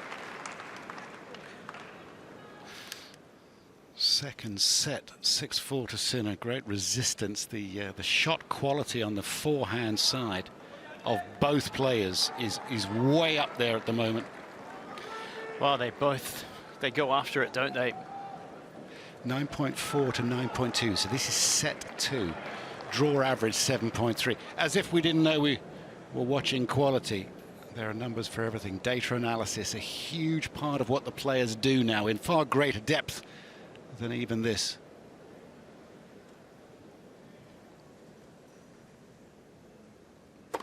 Fault.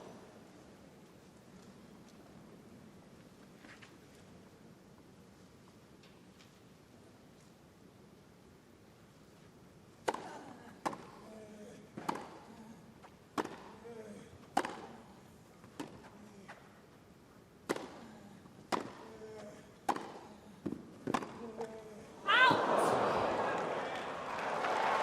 15 love.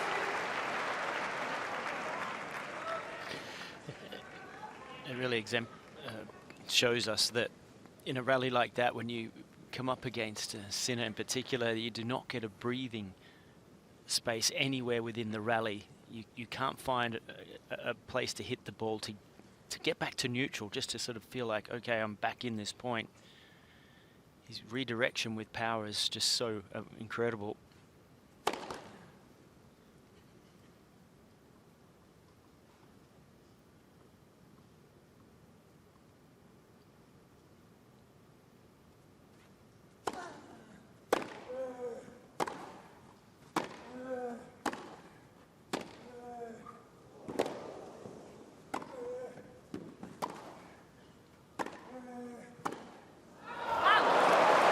because they're not just, it's not pit-pat, this sort of tennis, is it? 15. It's incredible pace they're hitting this at. And then add to that how comfortable they both are sliding into shots, open stance on the backhand, maintaining the balance, the core, generating the power.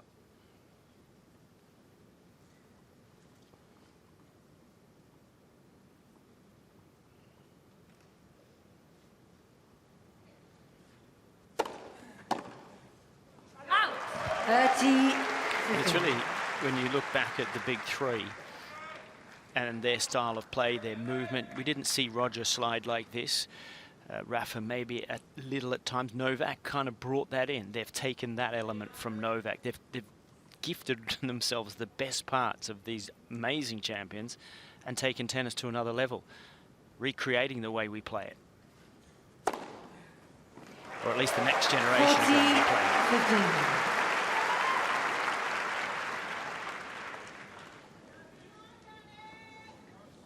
I wonder if Jack Draper is watching this. It's a match that players will watch. The locker rooms around the world at the next tournaments people are playing in, they'll all be keen to see this one. But how do that group of players just beneath these two, how do they respond to this? And they will.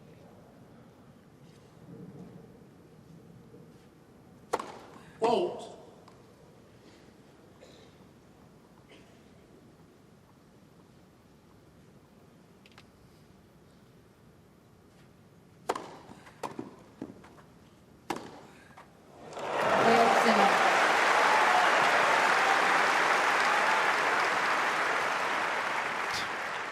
Gimmel, third set. It's not so much a forehand as a detonation.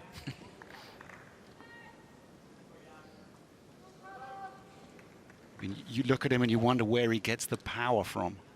It's the speed of the racket head. 6'3", Sinner.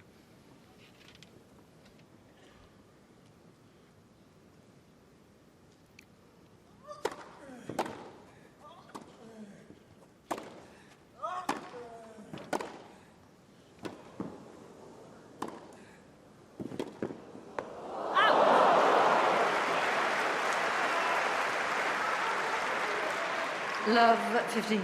Sinner will stay at world number 1. Alcaraz at world number 2 at the end of this tournament, whatever happens in this final.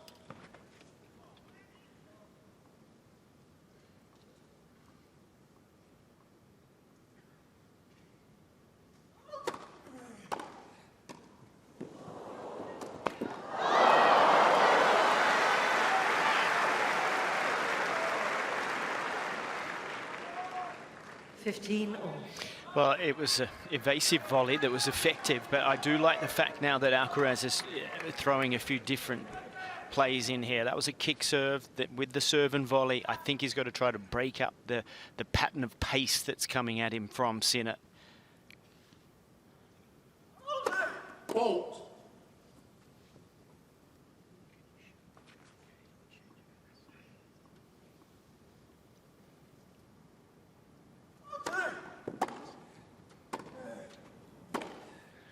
There again, a slower ball off the backhand. 30-15.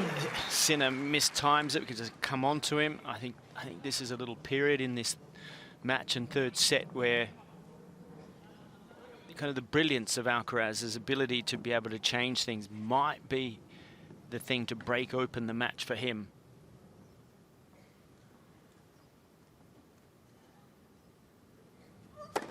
Let's first serve.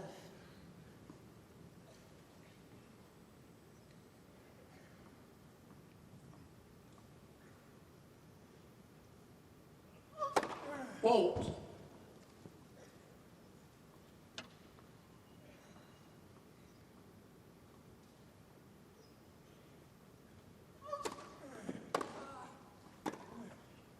Out. 30 all. Lost his serve early in each of the first two sets. Alcaraz will be keen to try and build some scoreboard pressure, keep his nose in front. Whereas Sinner wants another early break.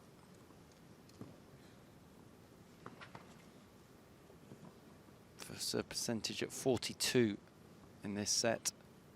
Only the second service game.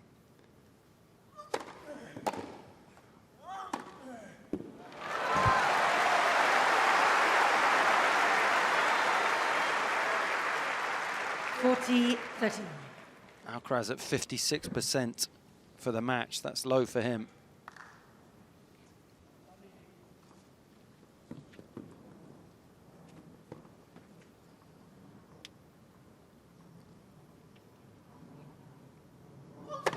Fault.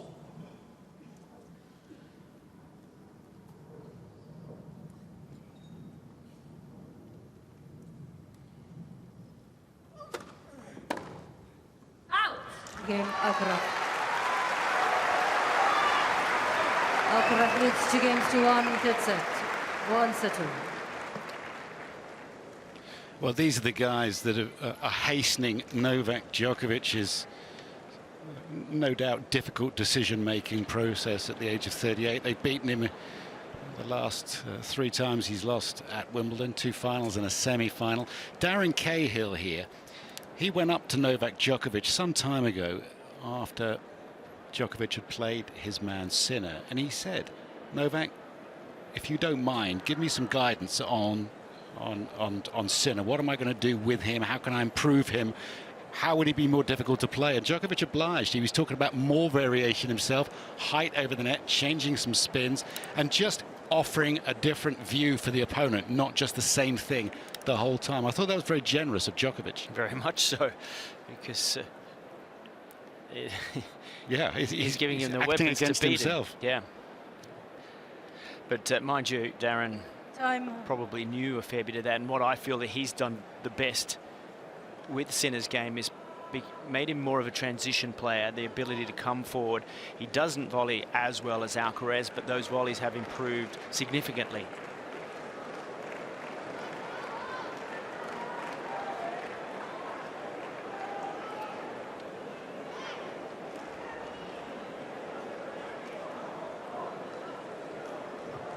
Bit of movement at the start of these games after a changeover. Sinner just getting on with it.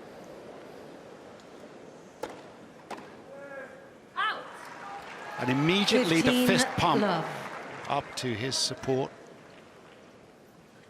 He wants to transmit this positive attitude to Alcaraz down the other end.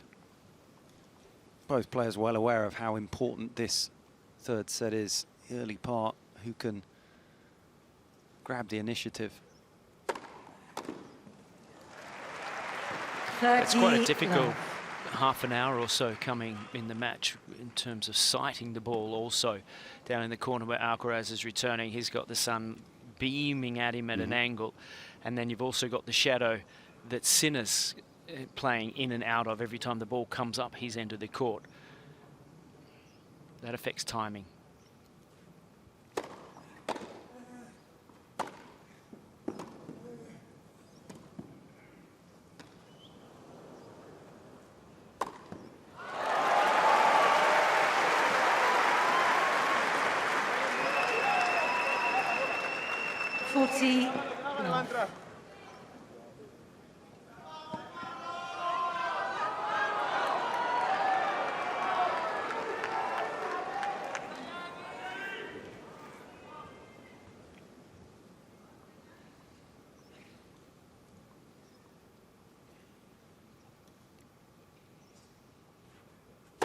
Fault.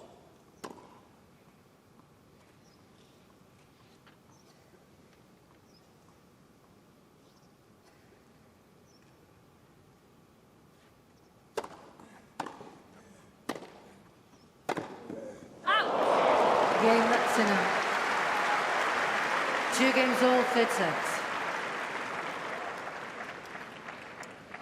Well, big game coming, as I mentioned, the shadow, but also this is the end that Alcaraz has been struggling on. Generally, from the raw box in, you're serving with a bit of a breeze. So that's perhaps why the ball toss has been caught out in front. It's pushing it down the court. So time for some big adjustments from him. He'd love a much safer and quicker game here.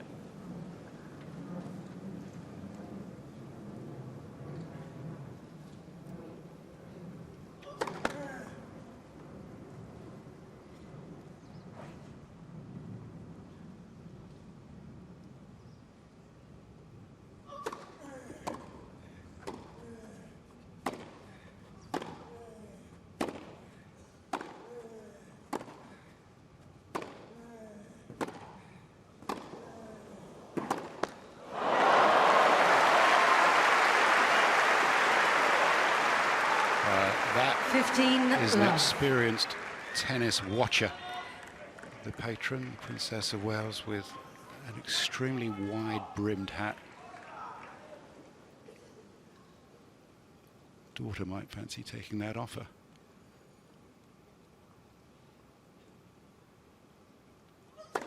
Fault.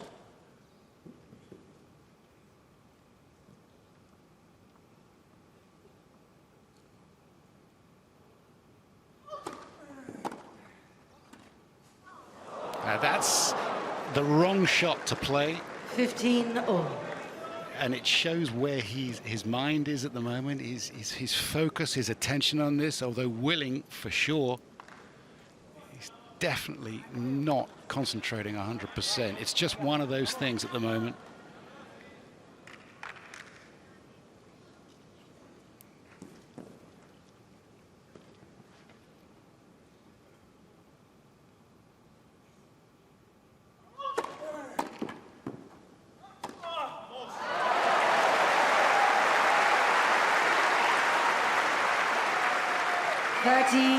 For somebody with as many shots and as much skill and talent as he's got, picking the right shot, sometimes the boring shot, must be troublesome for him. He wants to be exciting,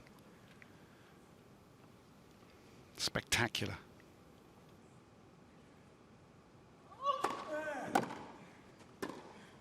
Out.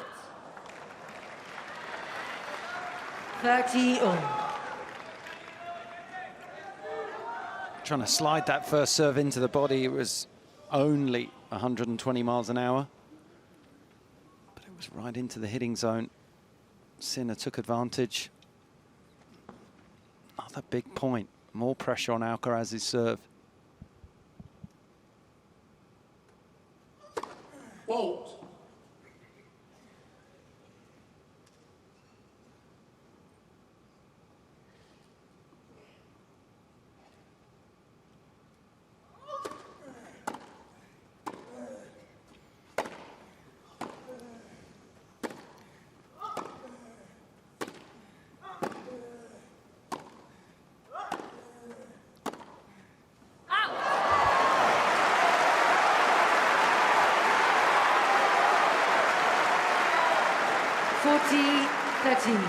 That's the athletic ability of Alcaraz staying in the rally. Against any other player, Sinner would have got on top of that point and had easier shots to execute, but Alcaraz neutralized, got the unforced error from Sinner.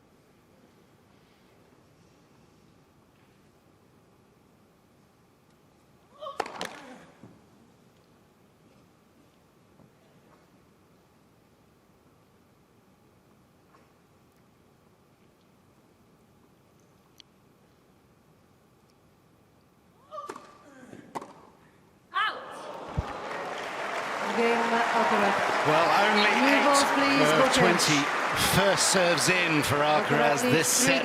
That's going to have to improve, you would think, but he's held through sheer force of will.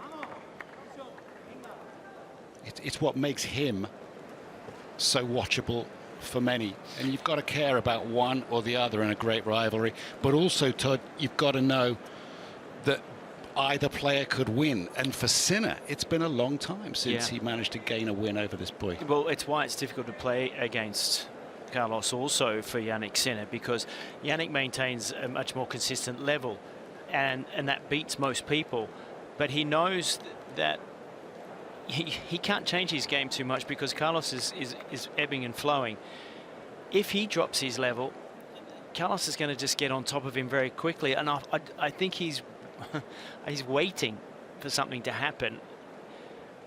It's a really pivotal moment coming along right now, even within this next game, next 10-15 minutes of this absolutely match. And we talk about players serving first or second in the set. Now Alcaraz at 3-2, build that little bit of scoreboard pressure. Sinner knows that one slip up could be very, very costly.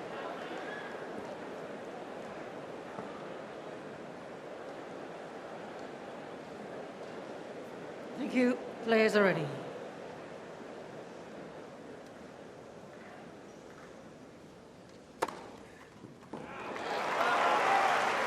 15 love.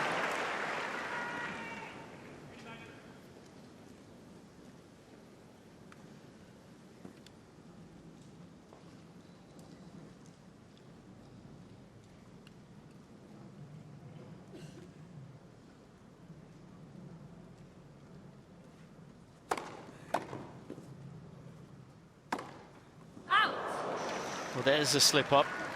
15 all. Saw Alcaraz leaning to his left, moving that way, so it forced him to go bigger and closer to the line. Missed by quite some way.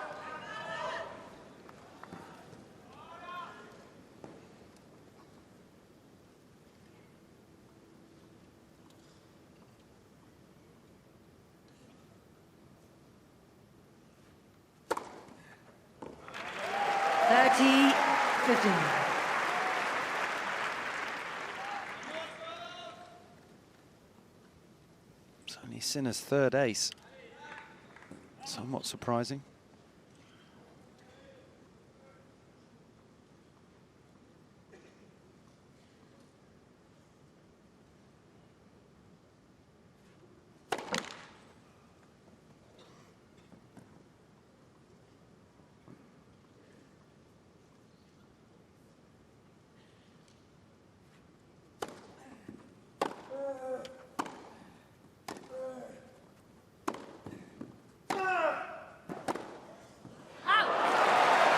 Well, it's a moment in the match, Tim, where you think what you're watching and it's being played all the same. There's not a lot of changes happening, but on that point just then, Alcaraz went a lot deeper as if to give a different look, a different perspective for the other end. Yeah, give a different look and give yourself the opportunity, give himself the opportunity to really be aggressive with the second serve. Now 30 all. Will he get another second serve to look at?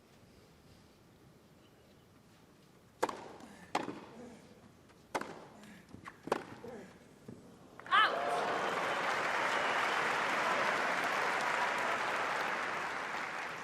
40-30. Good response, good first serve. Big forehand and then taking the initiative to move forward.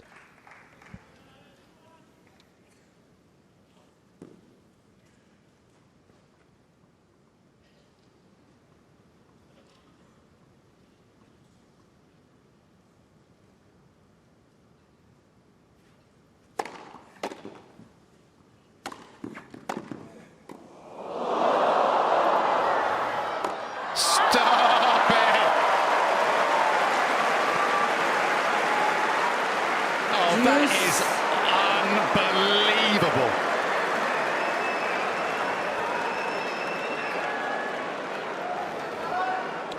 This pickup was unbelievable. And the smash is unbelievable because he missed it. No. Definitely missed it. Back to deuce. Look at this. Textbook half volley between the legs, but I have to put that out of his mind rapidly.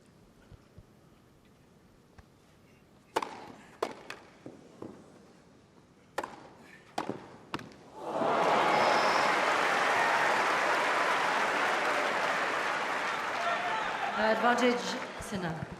Another impressive response. Big serve, 135 miles an hour. Big forehand. Alcaraz guessed correctly. Couldn't make Sinner hit a volley.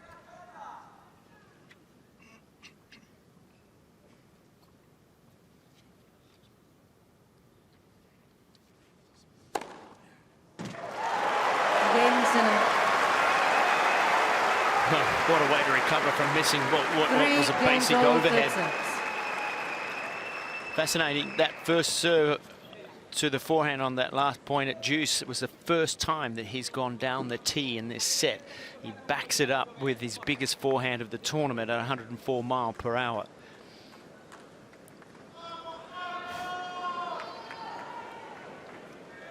Thank you. Next.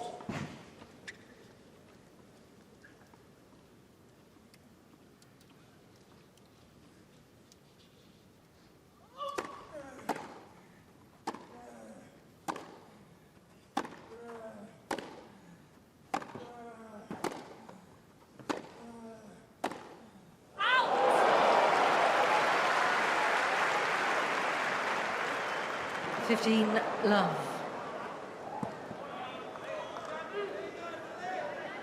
It's such impressive ball striking. That Sinner forehand probably doesn't need to be so close to the line. If it's a couple of feet inside the line, it will still be a winner.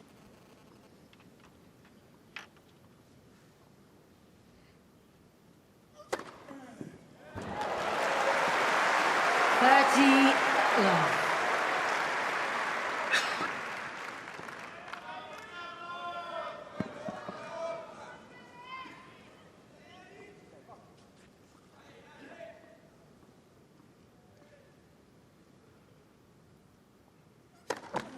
Fault.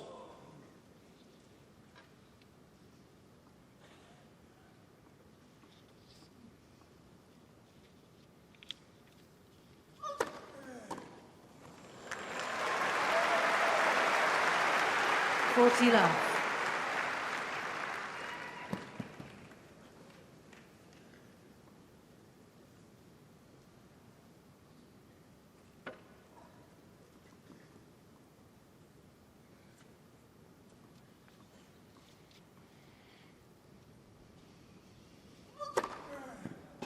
Wow. Game Alcaraz. Painting the lines. Alcaraz leads 4 games to 3, third set, 1 settle.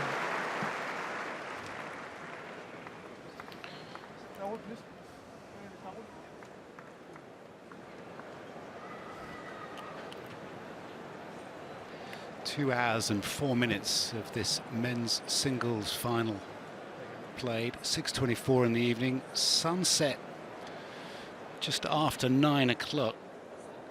I wonder, as we look out over the Southfields grid and northeast towards London, I wonder if we could, because of the 4 p.m. start, have the roof go over a little bit later on. It's shaping up like it could be a long match, Tim. Yeah, I think if it were to go 5, then there's definitely that option. What was the thinking behind the 4 p.m. start? I like it. Time.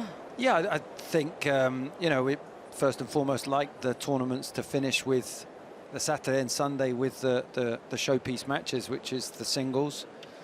Also looking at the television audience, you know, later in the day is certainly when the audience figures are increased, and also across the pond in America. Sure. But it's all shaping up nicely here.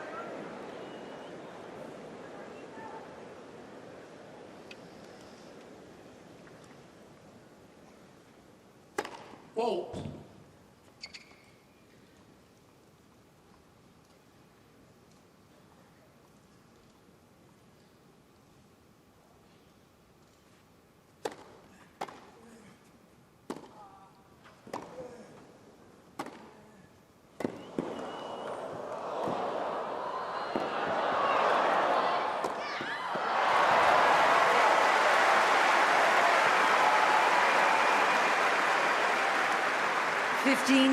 Love. Took extra good care on this overhead, having missed an easy one in his previous service game. Corner to corner. Alcaraz still running them down.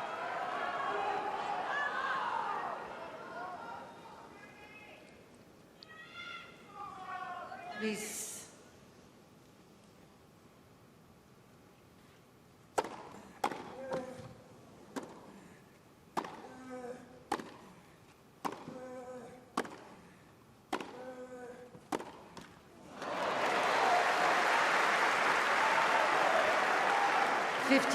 All.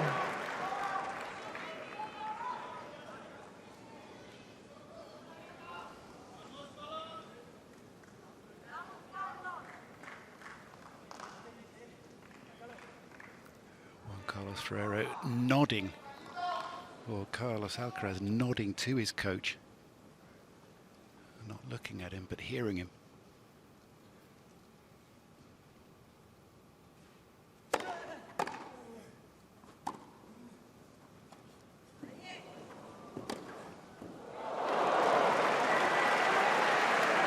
And the Spaniard had a forehand he could have belted there.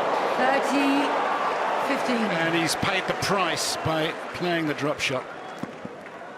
Yeah, he's got Sinner moving backwards here. He could have played any shot he wanted, but the execution on the drop shot was poor.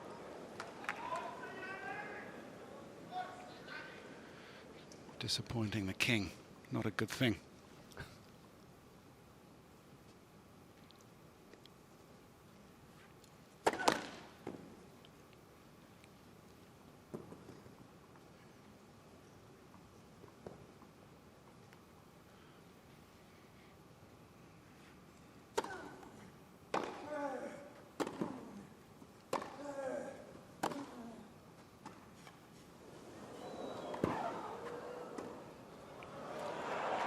This time the drop shot followed by a lob pays off like a puppet on a string. Mum's pleased. That's even more important to please her than the king.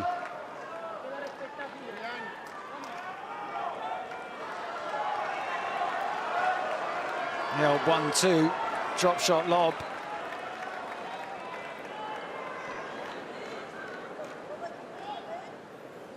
Just got a bird that's made an appearance.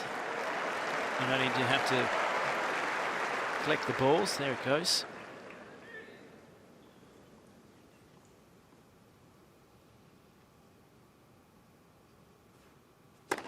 Let's first serve.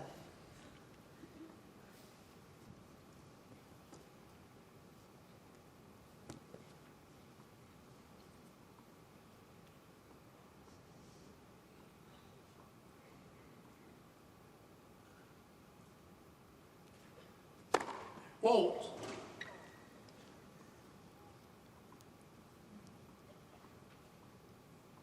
This time Alcaraz standing in. Oh, take that for a second serve. 117 out wide, outside edge of the line.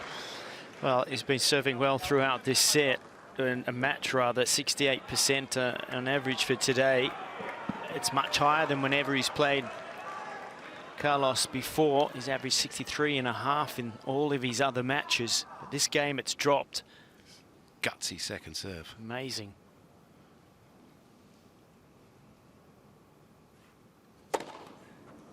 Yeah, that's superb.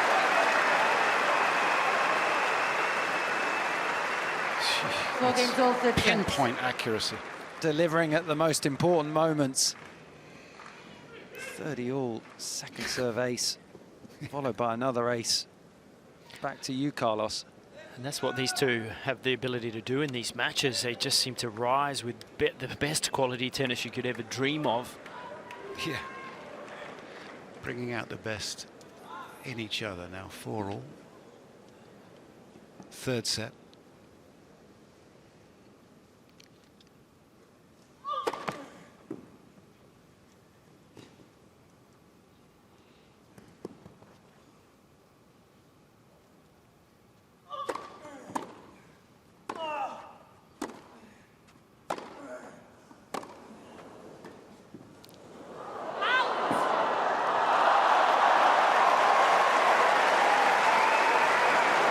Just wonder if the drop shot might be his undoing here today. Sinner, he knows that that's a favourite of his, and his movement has just been exceptional. He's onto it very quickly.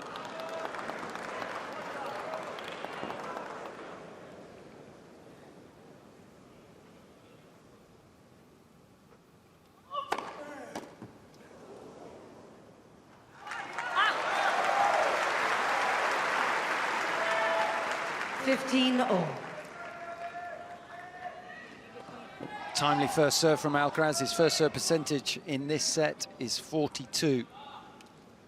That is asking for trouble.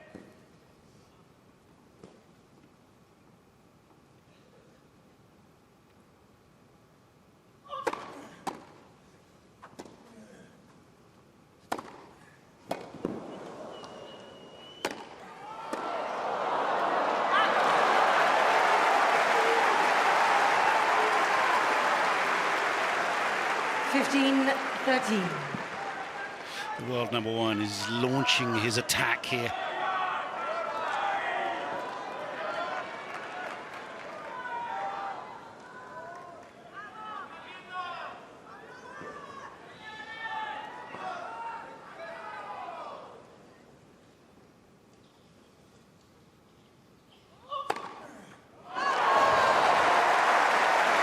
by a counter-attack. 30 all. He's not the tallest, but he's getting up after that first serve, 137 miles an hour out wide.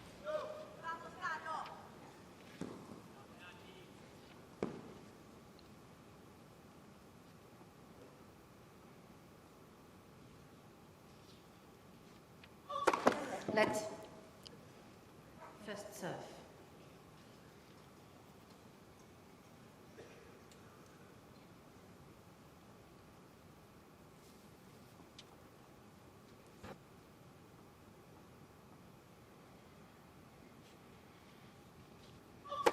Fault.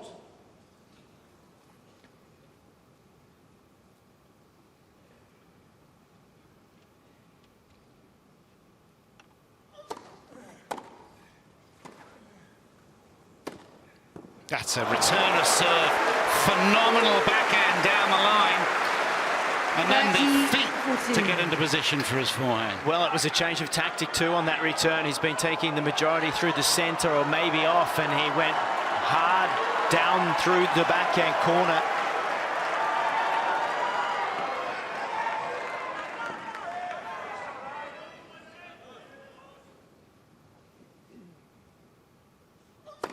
Fault.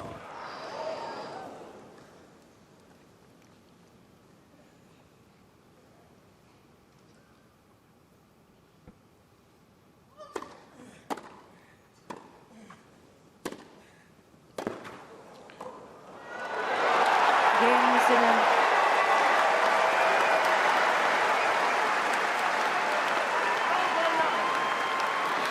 Sums up 5 games for 30 cents. from One Sinner to settle. Alcaraz, having broken his serve. You don't get first serves in, Tim. This is what happens. Yeah, absolutely. Sinner's really taken advantage of those second serves. Another brilliant return. He got the short forehand and just ripped it again into the forehand corner of Alcaraz to put him on his backside and give him the break to be serving for a 2-1 lead. A first Wimbledon final as a direct repeat of a French final since 2008. We remember that one. Federer and Nadal. I mean, too early to build a rivalry quite to the stature and position in the game as Federer and Nadal. But watching these two and the patterns which develop, nobody else can make Alcaraz as confused as this.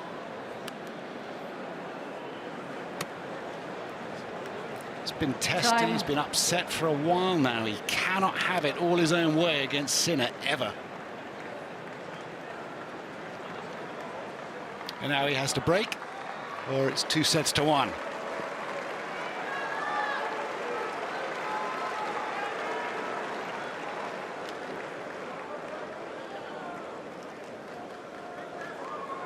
Sinner's turn to deal with that awkward sun.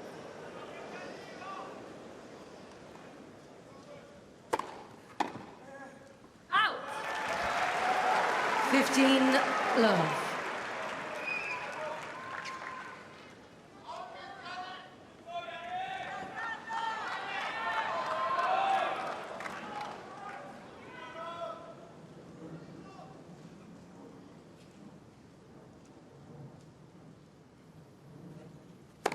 Fault.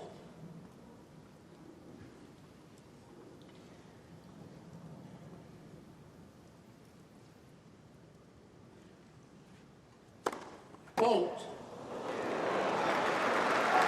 15 all.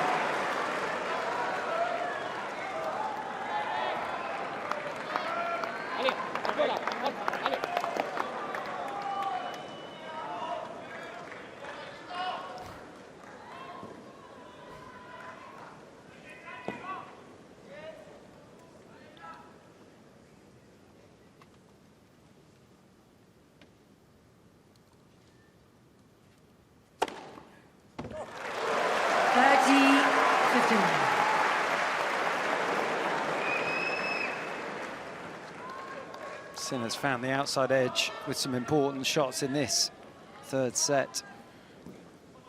Timely ace, 7th of the set and 7th of the match.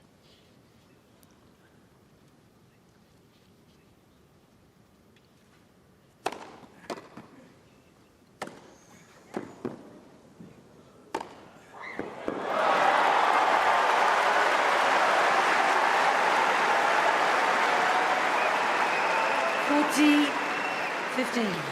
Well, he talked transition game, but also with Darren Cahill, the ability and confidence to come forward on key points, and he does it there.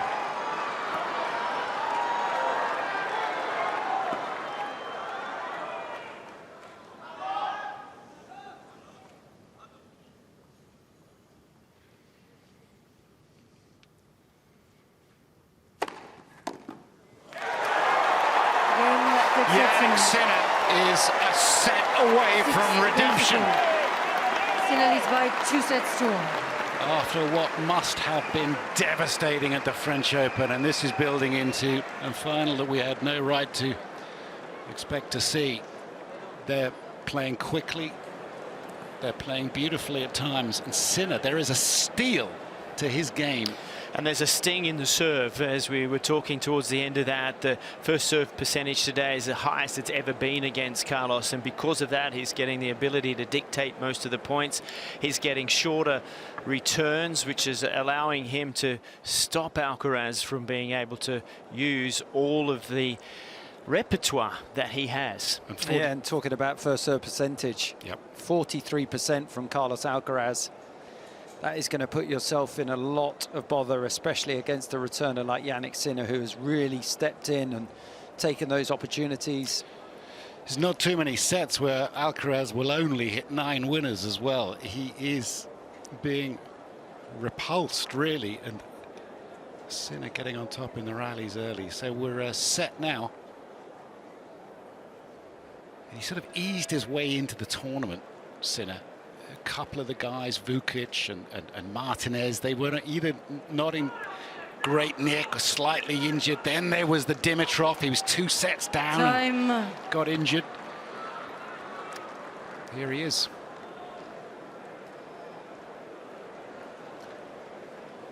It's not really relevant to the outcome of the match, but it's quite refreshing to see players not go off the court at the end of a set. That is a very keen observation. It is true. And they didn't go off the court, did they, at Roland Garros? No. For 5 hours and 29 minutes.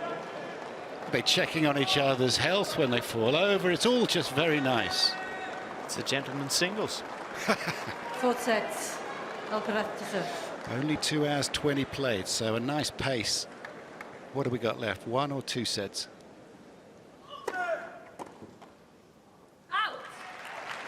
15 long. Well, so we know what Alcaraz needs to do. The first serve percentage must get higher, so to do that probably needs to take a little bit of pace off, be sure he can build some rhythm and then increase that pace as the set goes along.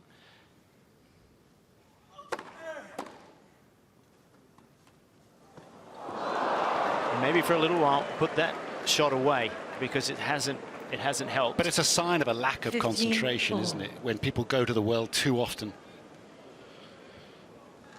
Trying to shorten the rally, not earn it.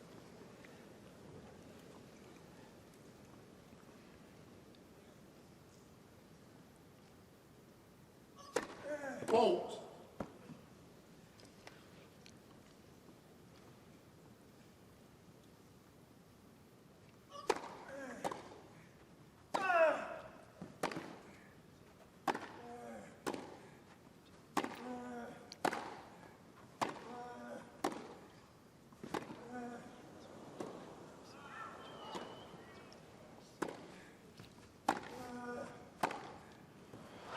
Now you're at that point.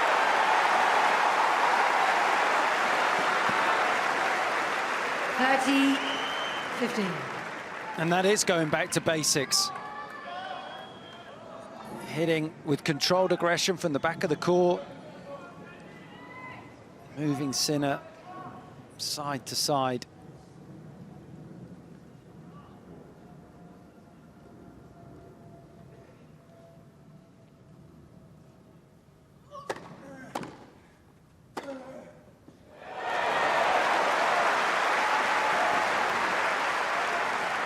$40-15.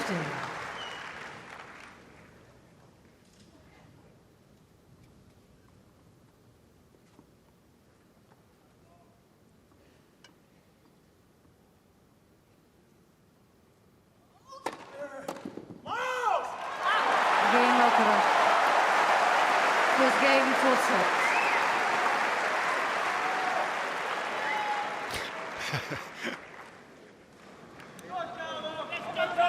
She looked a little terrified of the Alcaraz roar.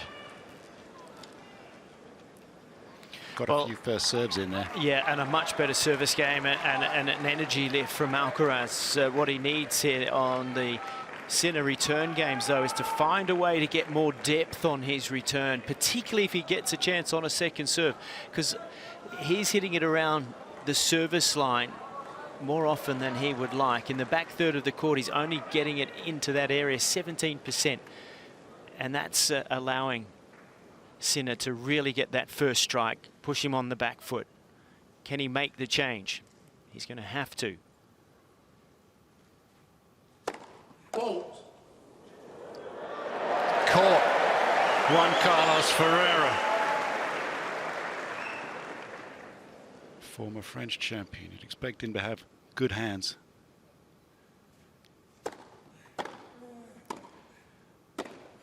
That's unusual. There's an example, even that return there, he had time on that ball, but it landed on the service line. It didn't pressure Sinner at all. That ball's got not to even be, the pace? No, because it's too short. It just comes onto the racket. It's got to be within maybe 3 to 4 feet of the baseline. Gotcha.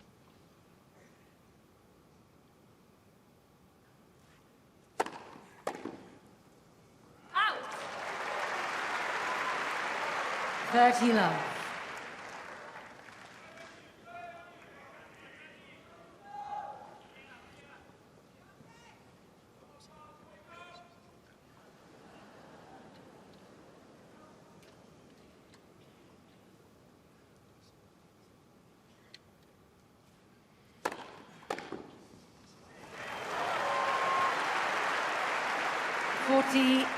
Love.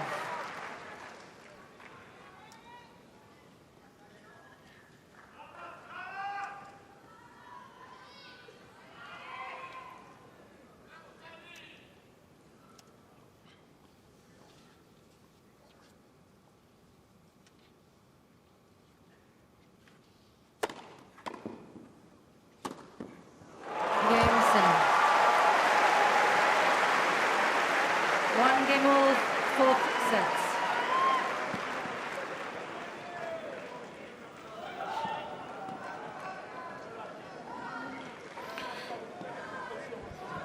This dialogue between Alcaraz and his box is not a good sign for the Spanish supporters. Frustrated with his own performance. And certainly frustrated by his opponent. Fault.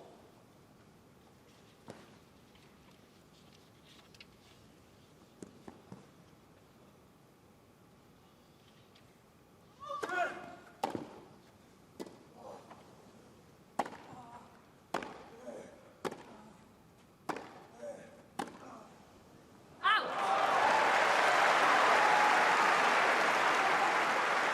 15 love.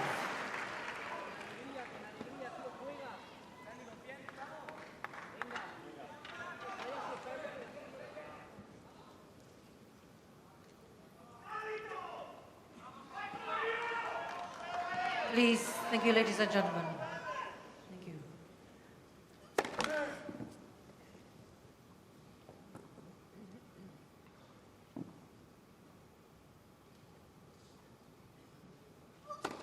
Fault. Still a 15 little all. perplexed, Tim, with the tactics of Alcaraz today. He must feel that if he takes pace off, that he's going to be attacked, because you worked the match with Dimitrov, who really opened up. Dimitrov against Sinner, Yes. that's right. Really used the slice backhand well. Getting it to penetrate through the court, stay low, getting a more defensive reply from Sinner.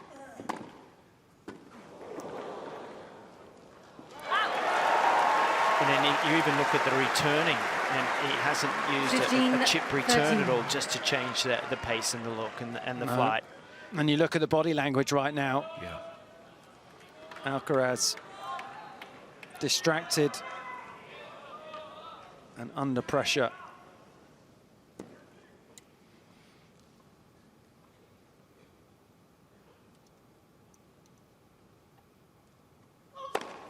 fault.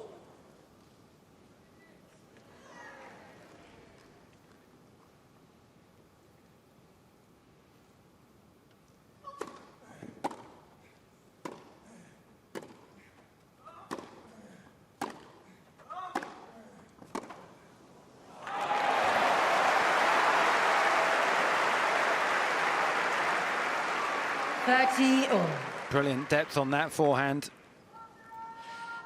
The rally ball's off the two hands of Alcaraz. He's using that predominantly. He's only used the slice backhand defensively when he's been at full stretch.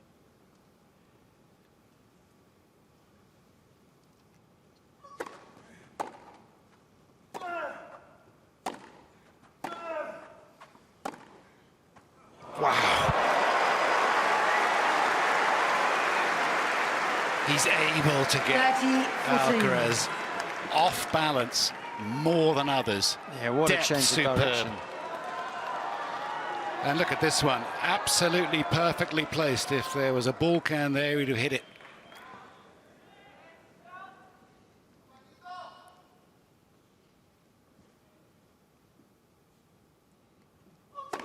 Fault.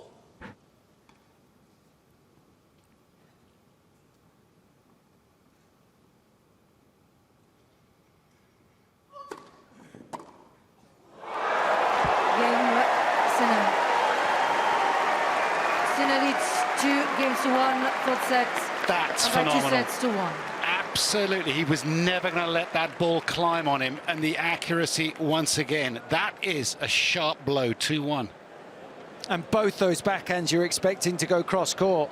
The first one at 30 all, Alcaraz was moving to his backhand side, but Sinner found the line. And again, on the second serve, the normal return there is to go aggressively cross-court, but he changed it up.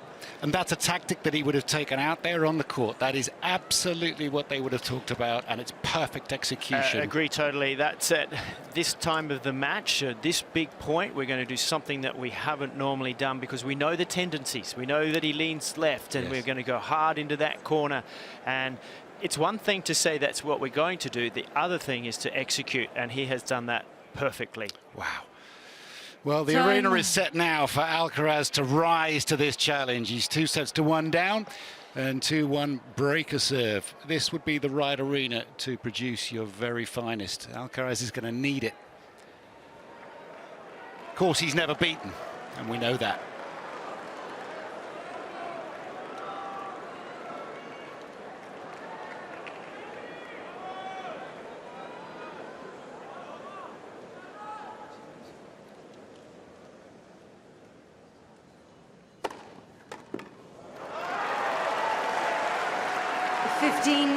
Love.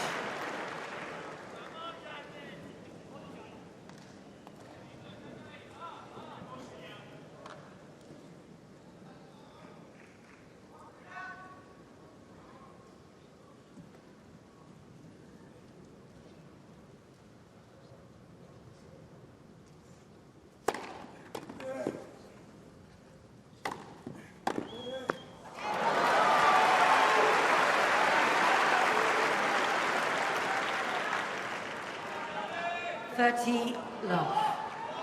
88-90 champion over Becker.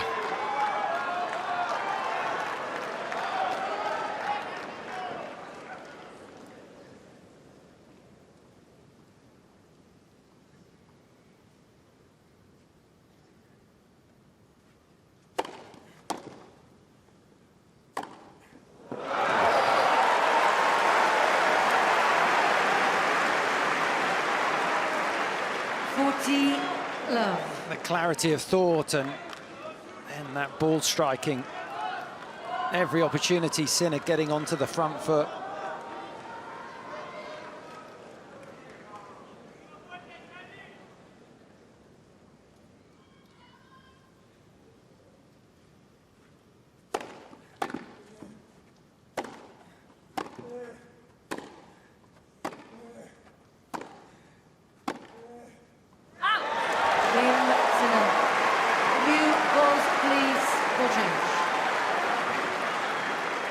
Sinner leads 3-1, fourth set. Well, You're talking about clarity of tactics, also the technical ability to execute. We're seeing a masterclass from Jannik here. That return to get the break was just magnificent. And it's just such a pleasure to welcome Mrs. Jeannie Mutasamy Ash here. And 50 years ago, her husband Arthur Ashe caused one of the all-time upsets, beating Jimmy Connors in the final, the 50th anniversary of that match. And also Arthur's daughter and brother here in this crowd, fascinated to see whether Alcaraz can come back.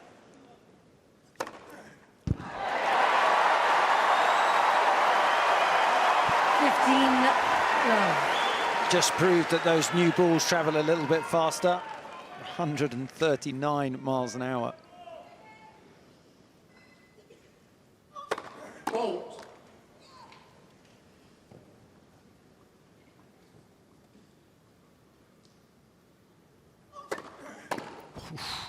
What a set. 1-2-6. 30 love. Second serve. He's absolutely livid to be losing this.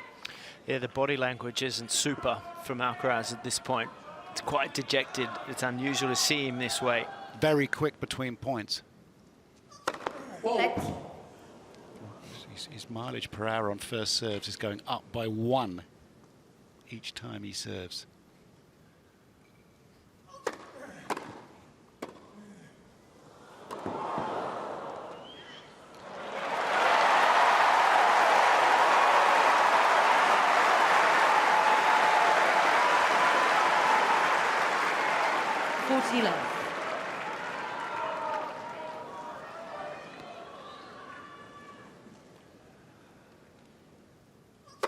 Fault.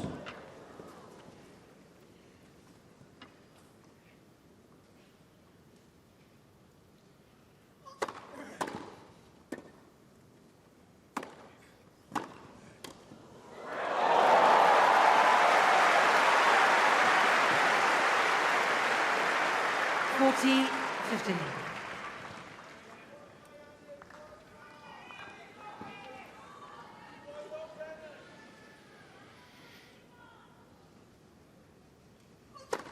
Fault.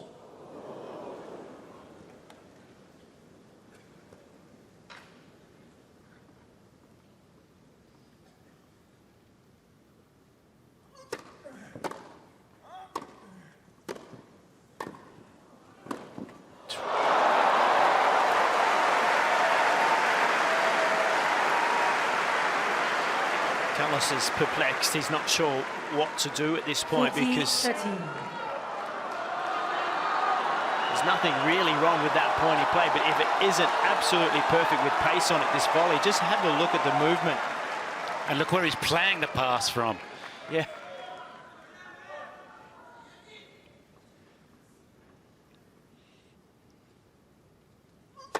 Fault.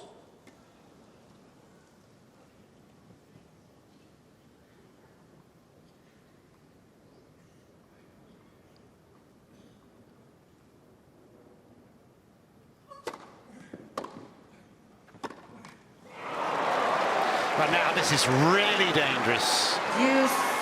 for the two-time defending champion. Playing against the last man to beat him here. It's relentless from Sinner. He's up a break in this fourth set, but he wants another one.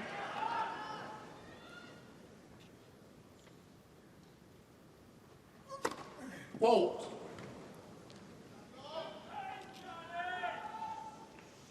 Another second serve to look at.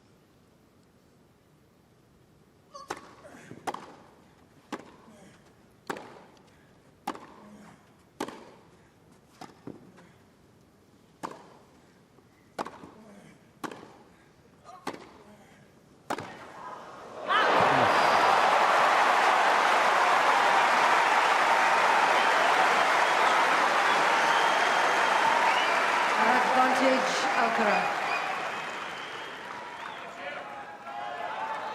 Sinner that's come out on top in those longer rallies, but Alcaraz fighting it off.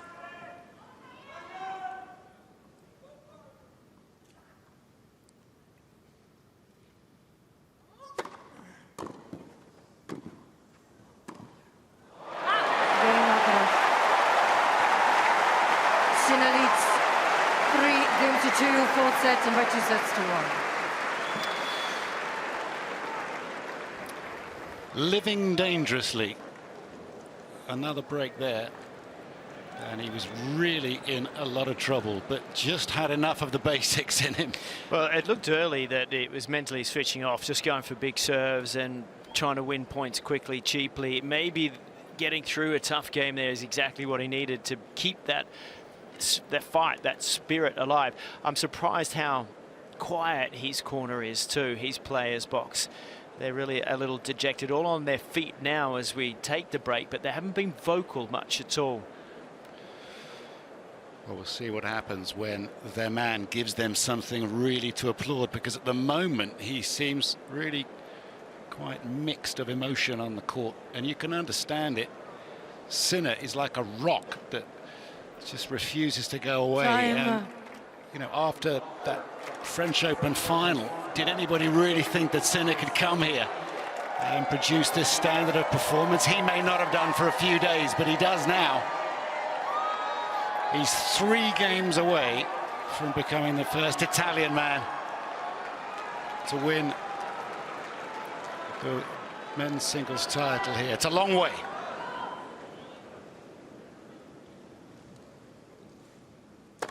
Fault.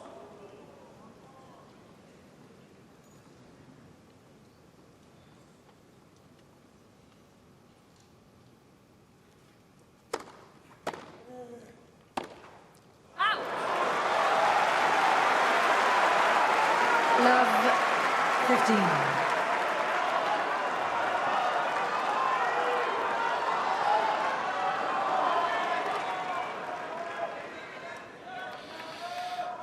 The great Nicola Pietrangeli before him.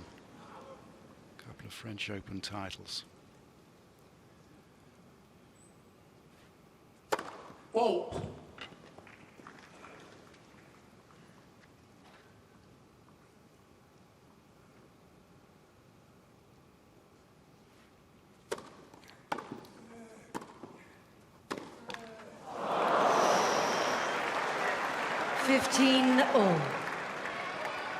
Good early return on the backhand side. Alcaraz got the forehand that he wanted. That is a shot you do not expect him to miss.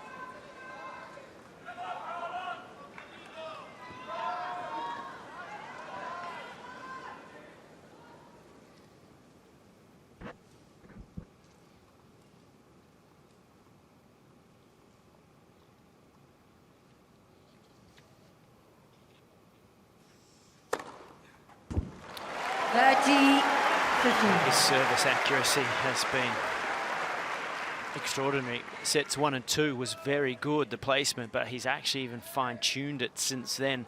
You talk about putting a can in a corner of the service box. He hasn't missed one for a while. No. The old target practice when you're a junior.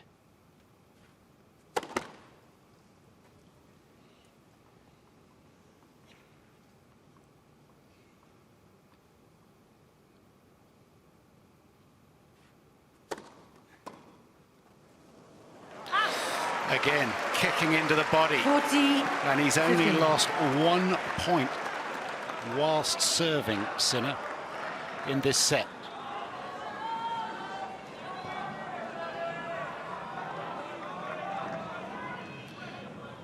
Mum.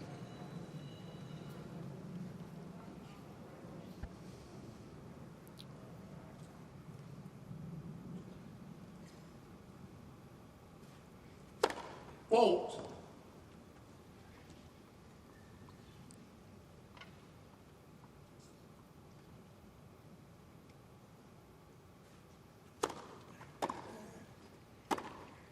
Out. 40-13.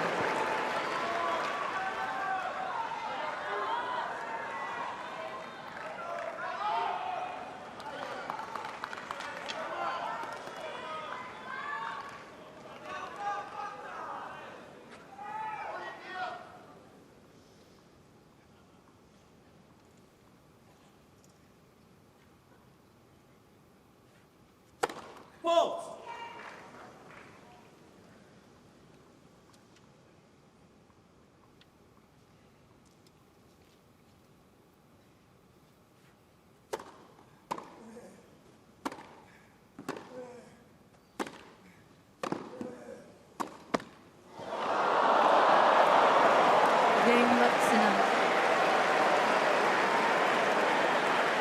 It's all going Sinner's way. Sinner leads 4-2, fourth set.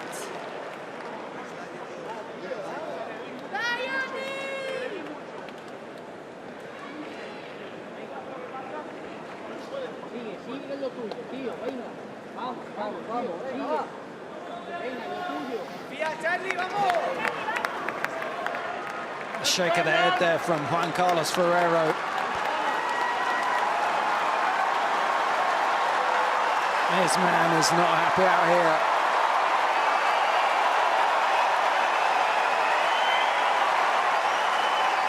Thank you. Players are ready for play. Thank you.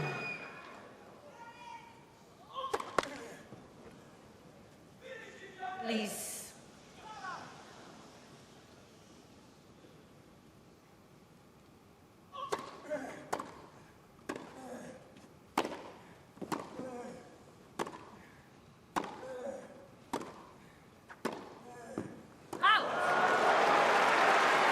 Love 15. And with this lead, Sinner has become even more confident, more aggressive, more consistent from the back of the court. Alcaraz really struggling to come up with the answers. Fault.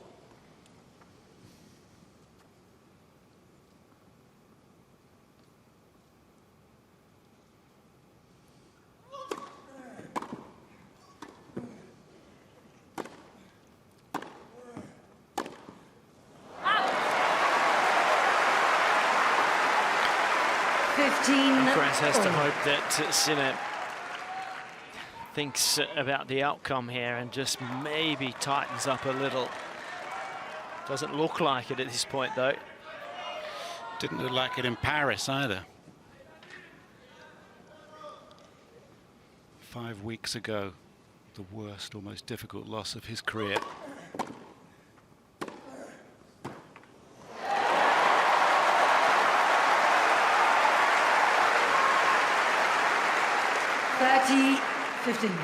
And Alcaraz has been down 2-1 in all of their Grand Slam contests. This the 5th. He's won 3 of the previous 4.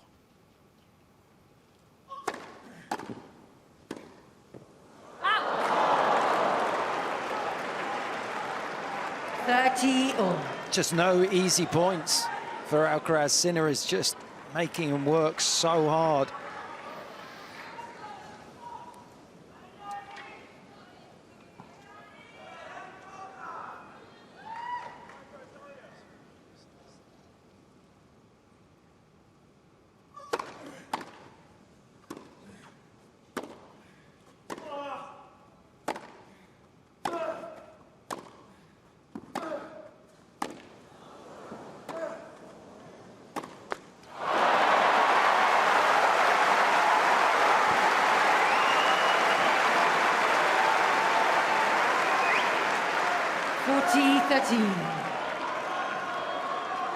Sinner having a good long hard look at the baseline there.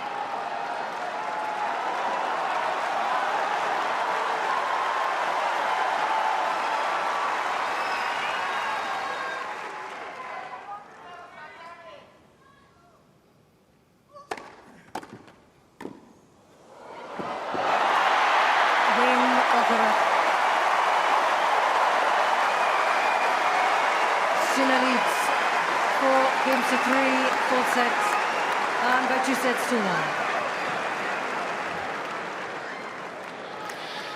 I find it hard to imagine that Jannik Sinner isn't thinking a little bit about that match in a sense, because it's a very similar scoreline as they sit down to this break at 4-3. Just going back on my notes from that match, he served for it, couldn't get it, Yeah, when he served, had love 40 at 5-4. So it has to be there. There are great parallels there, of course. Getting over the winning line, trying to win Wimbledon. And you've got Alcaraz, who's getting a little excited now. He's just eased off a little bit on the scowling and has allowed a smile to creep across his face as he's escaped another service game. Time.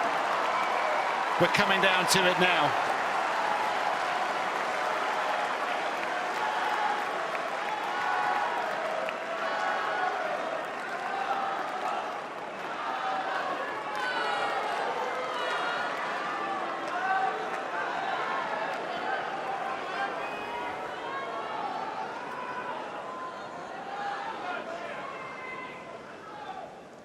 Thank you, ladies and gentlemen.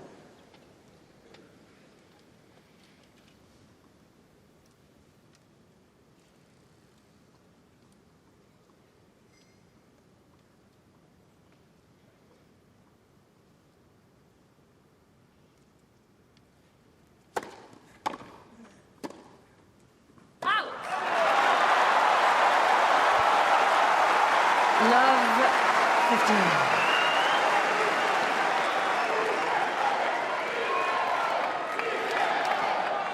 It's the first point this set that Sinner has lost after getting his first serve in.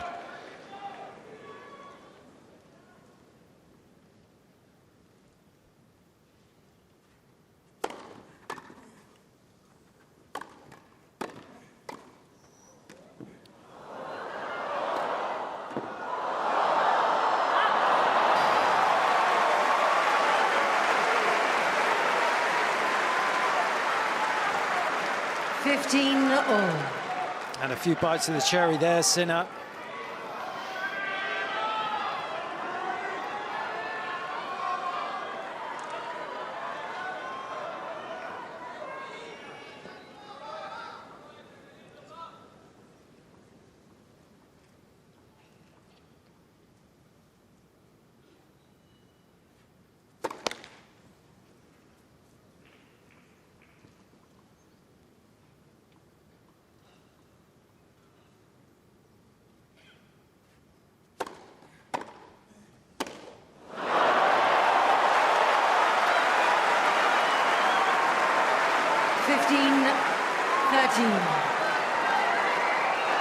It's happening a little, isn't it? So early on that ball. Just catches frame, ends up in the side stand.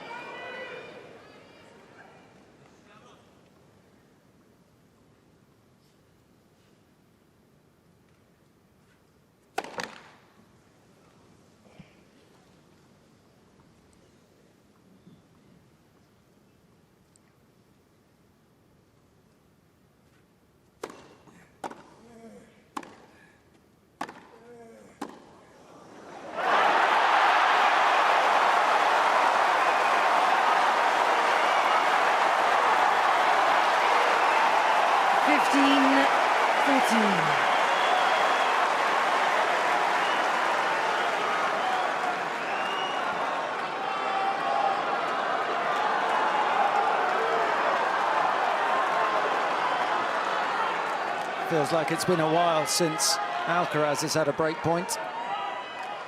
Thank you.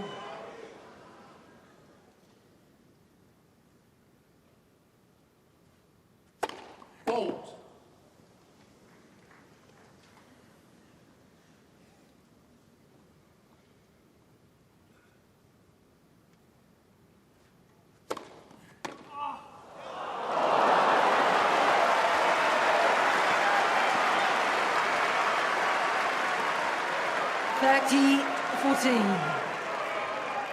And again, when under pressure, goes for the unexpected, the lower percentage play, the one that Alcaraz isn't used to seeing.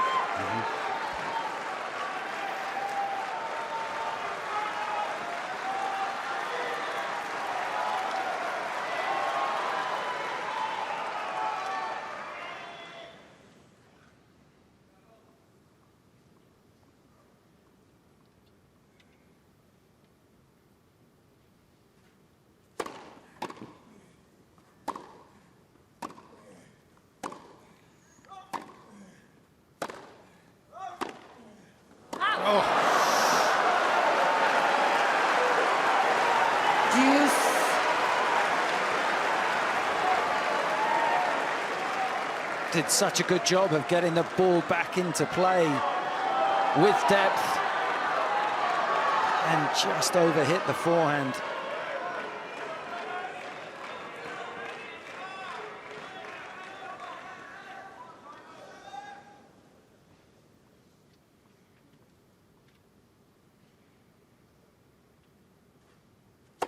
Bolt.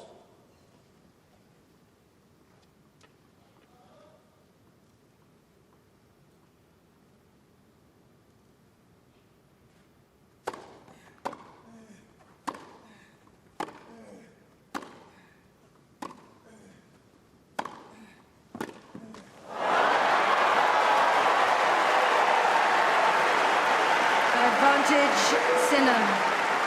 This is Sinner's ball striking at its best. He's the one that's stepping up, taking it on, crunching that backhand.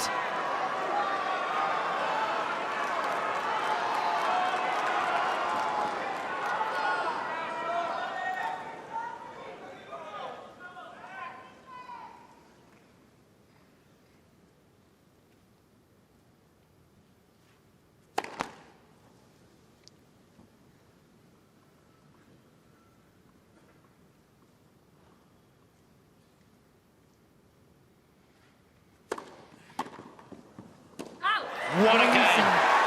What a game to win.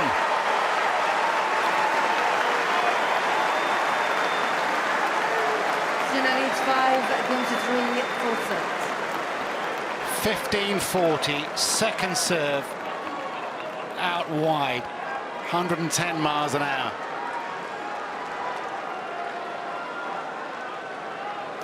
It's not going to be a lack of guts that gets Sinner across this line. Thank you. Might be him.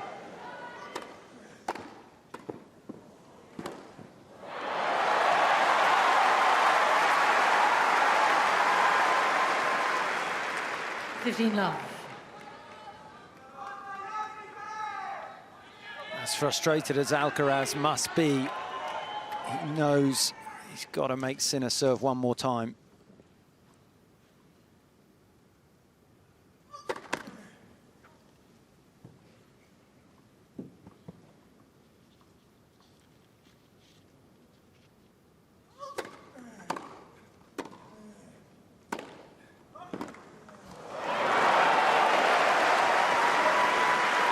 That's just extraordinary ball striking. I mean, 15-all. if you are nervous, keep the racket head moving, and he cannot move it any faster, I promise you.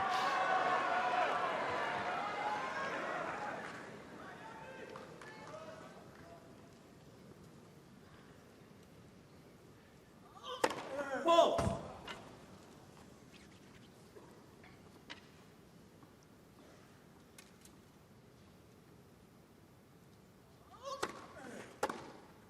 Out. 30-15.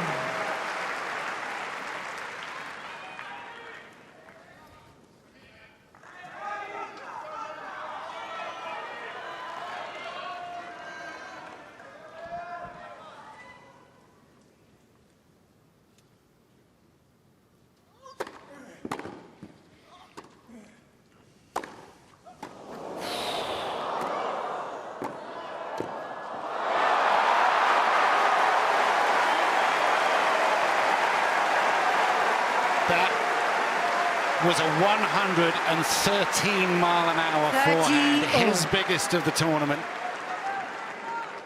Alcaraz at 114's hit one of the bigger ones, but goodness gracious me. 2 points from the title, Sinner now.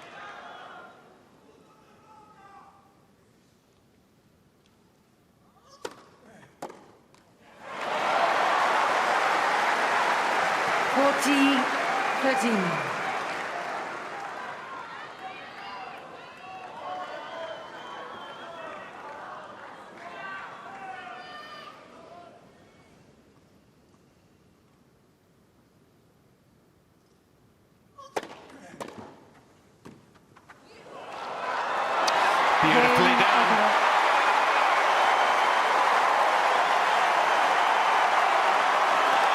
Sinner leads 5-4, fourth set. 2 sets to 1.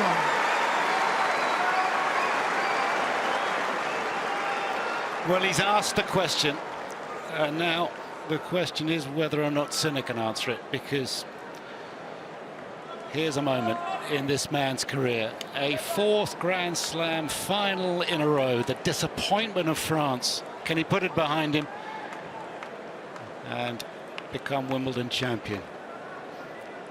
Something that he's probably thought about once or twice. Well, now he has to go back to routine for this coming service game. What he has done so well today is just really get out after the first serve. Accuracy has been fantastic. He has gone bigger towards the end of this set off the ground. Does he maintain that? And his nerve. He's only lost 1 point. He's only lost 1 point on his first serve in this set.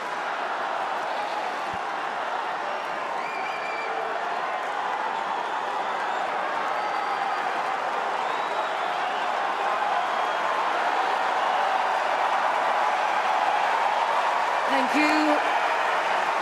Ladies and gentlemen, quiet please. Thank you. Thank you.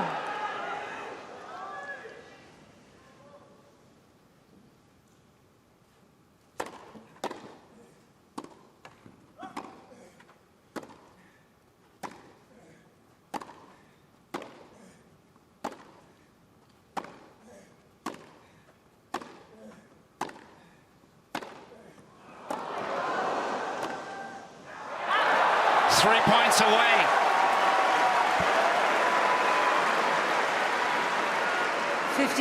Love. 15 shots in that rally.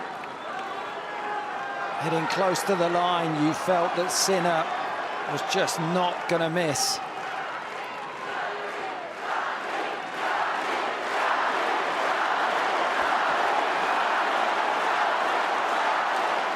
Thank you.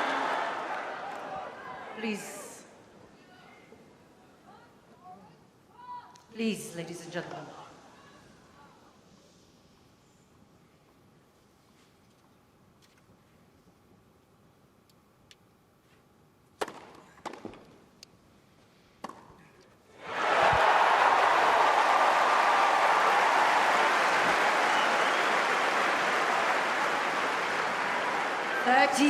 Love.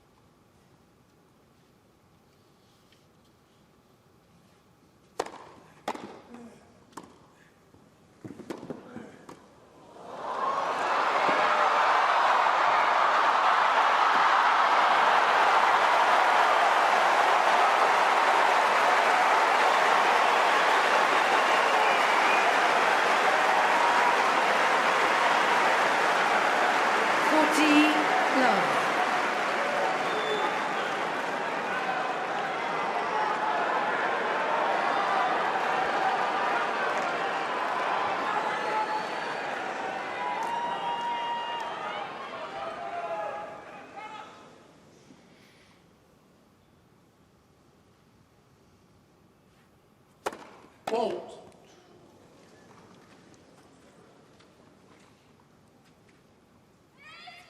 Please.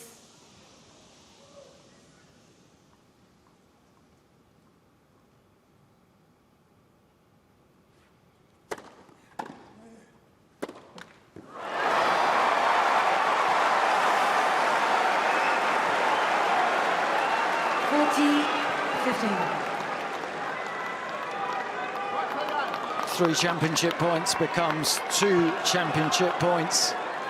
Ladies and gentlemen, with respect to both players, please do not call out between the first and second serves. Thank you.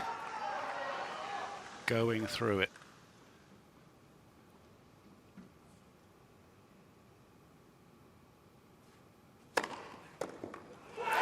And that's it. Jannik Sinner takes his piece of Wimbledon history. 6-4. What 6-4. a wonderful match.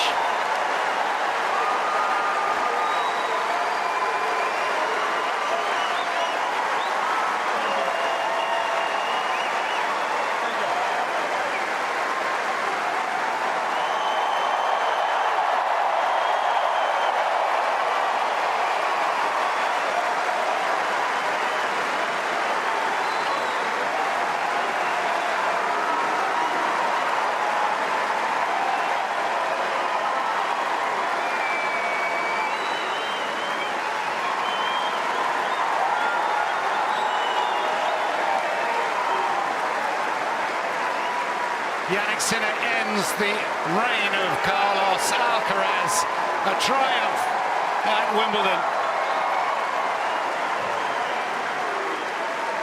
And after the pain, the agony of that French Open loss, and in a 4th Grand Slam final in a row, he shows the strength of his character. And now he makes the walk and will be guided to the player support box. And they've been through it too. Right from when he took up this silly game.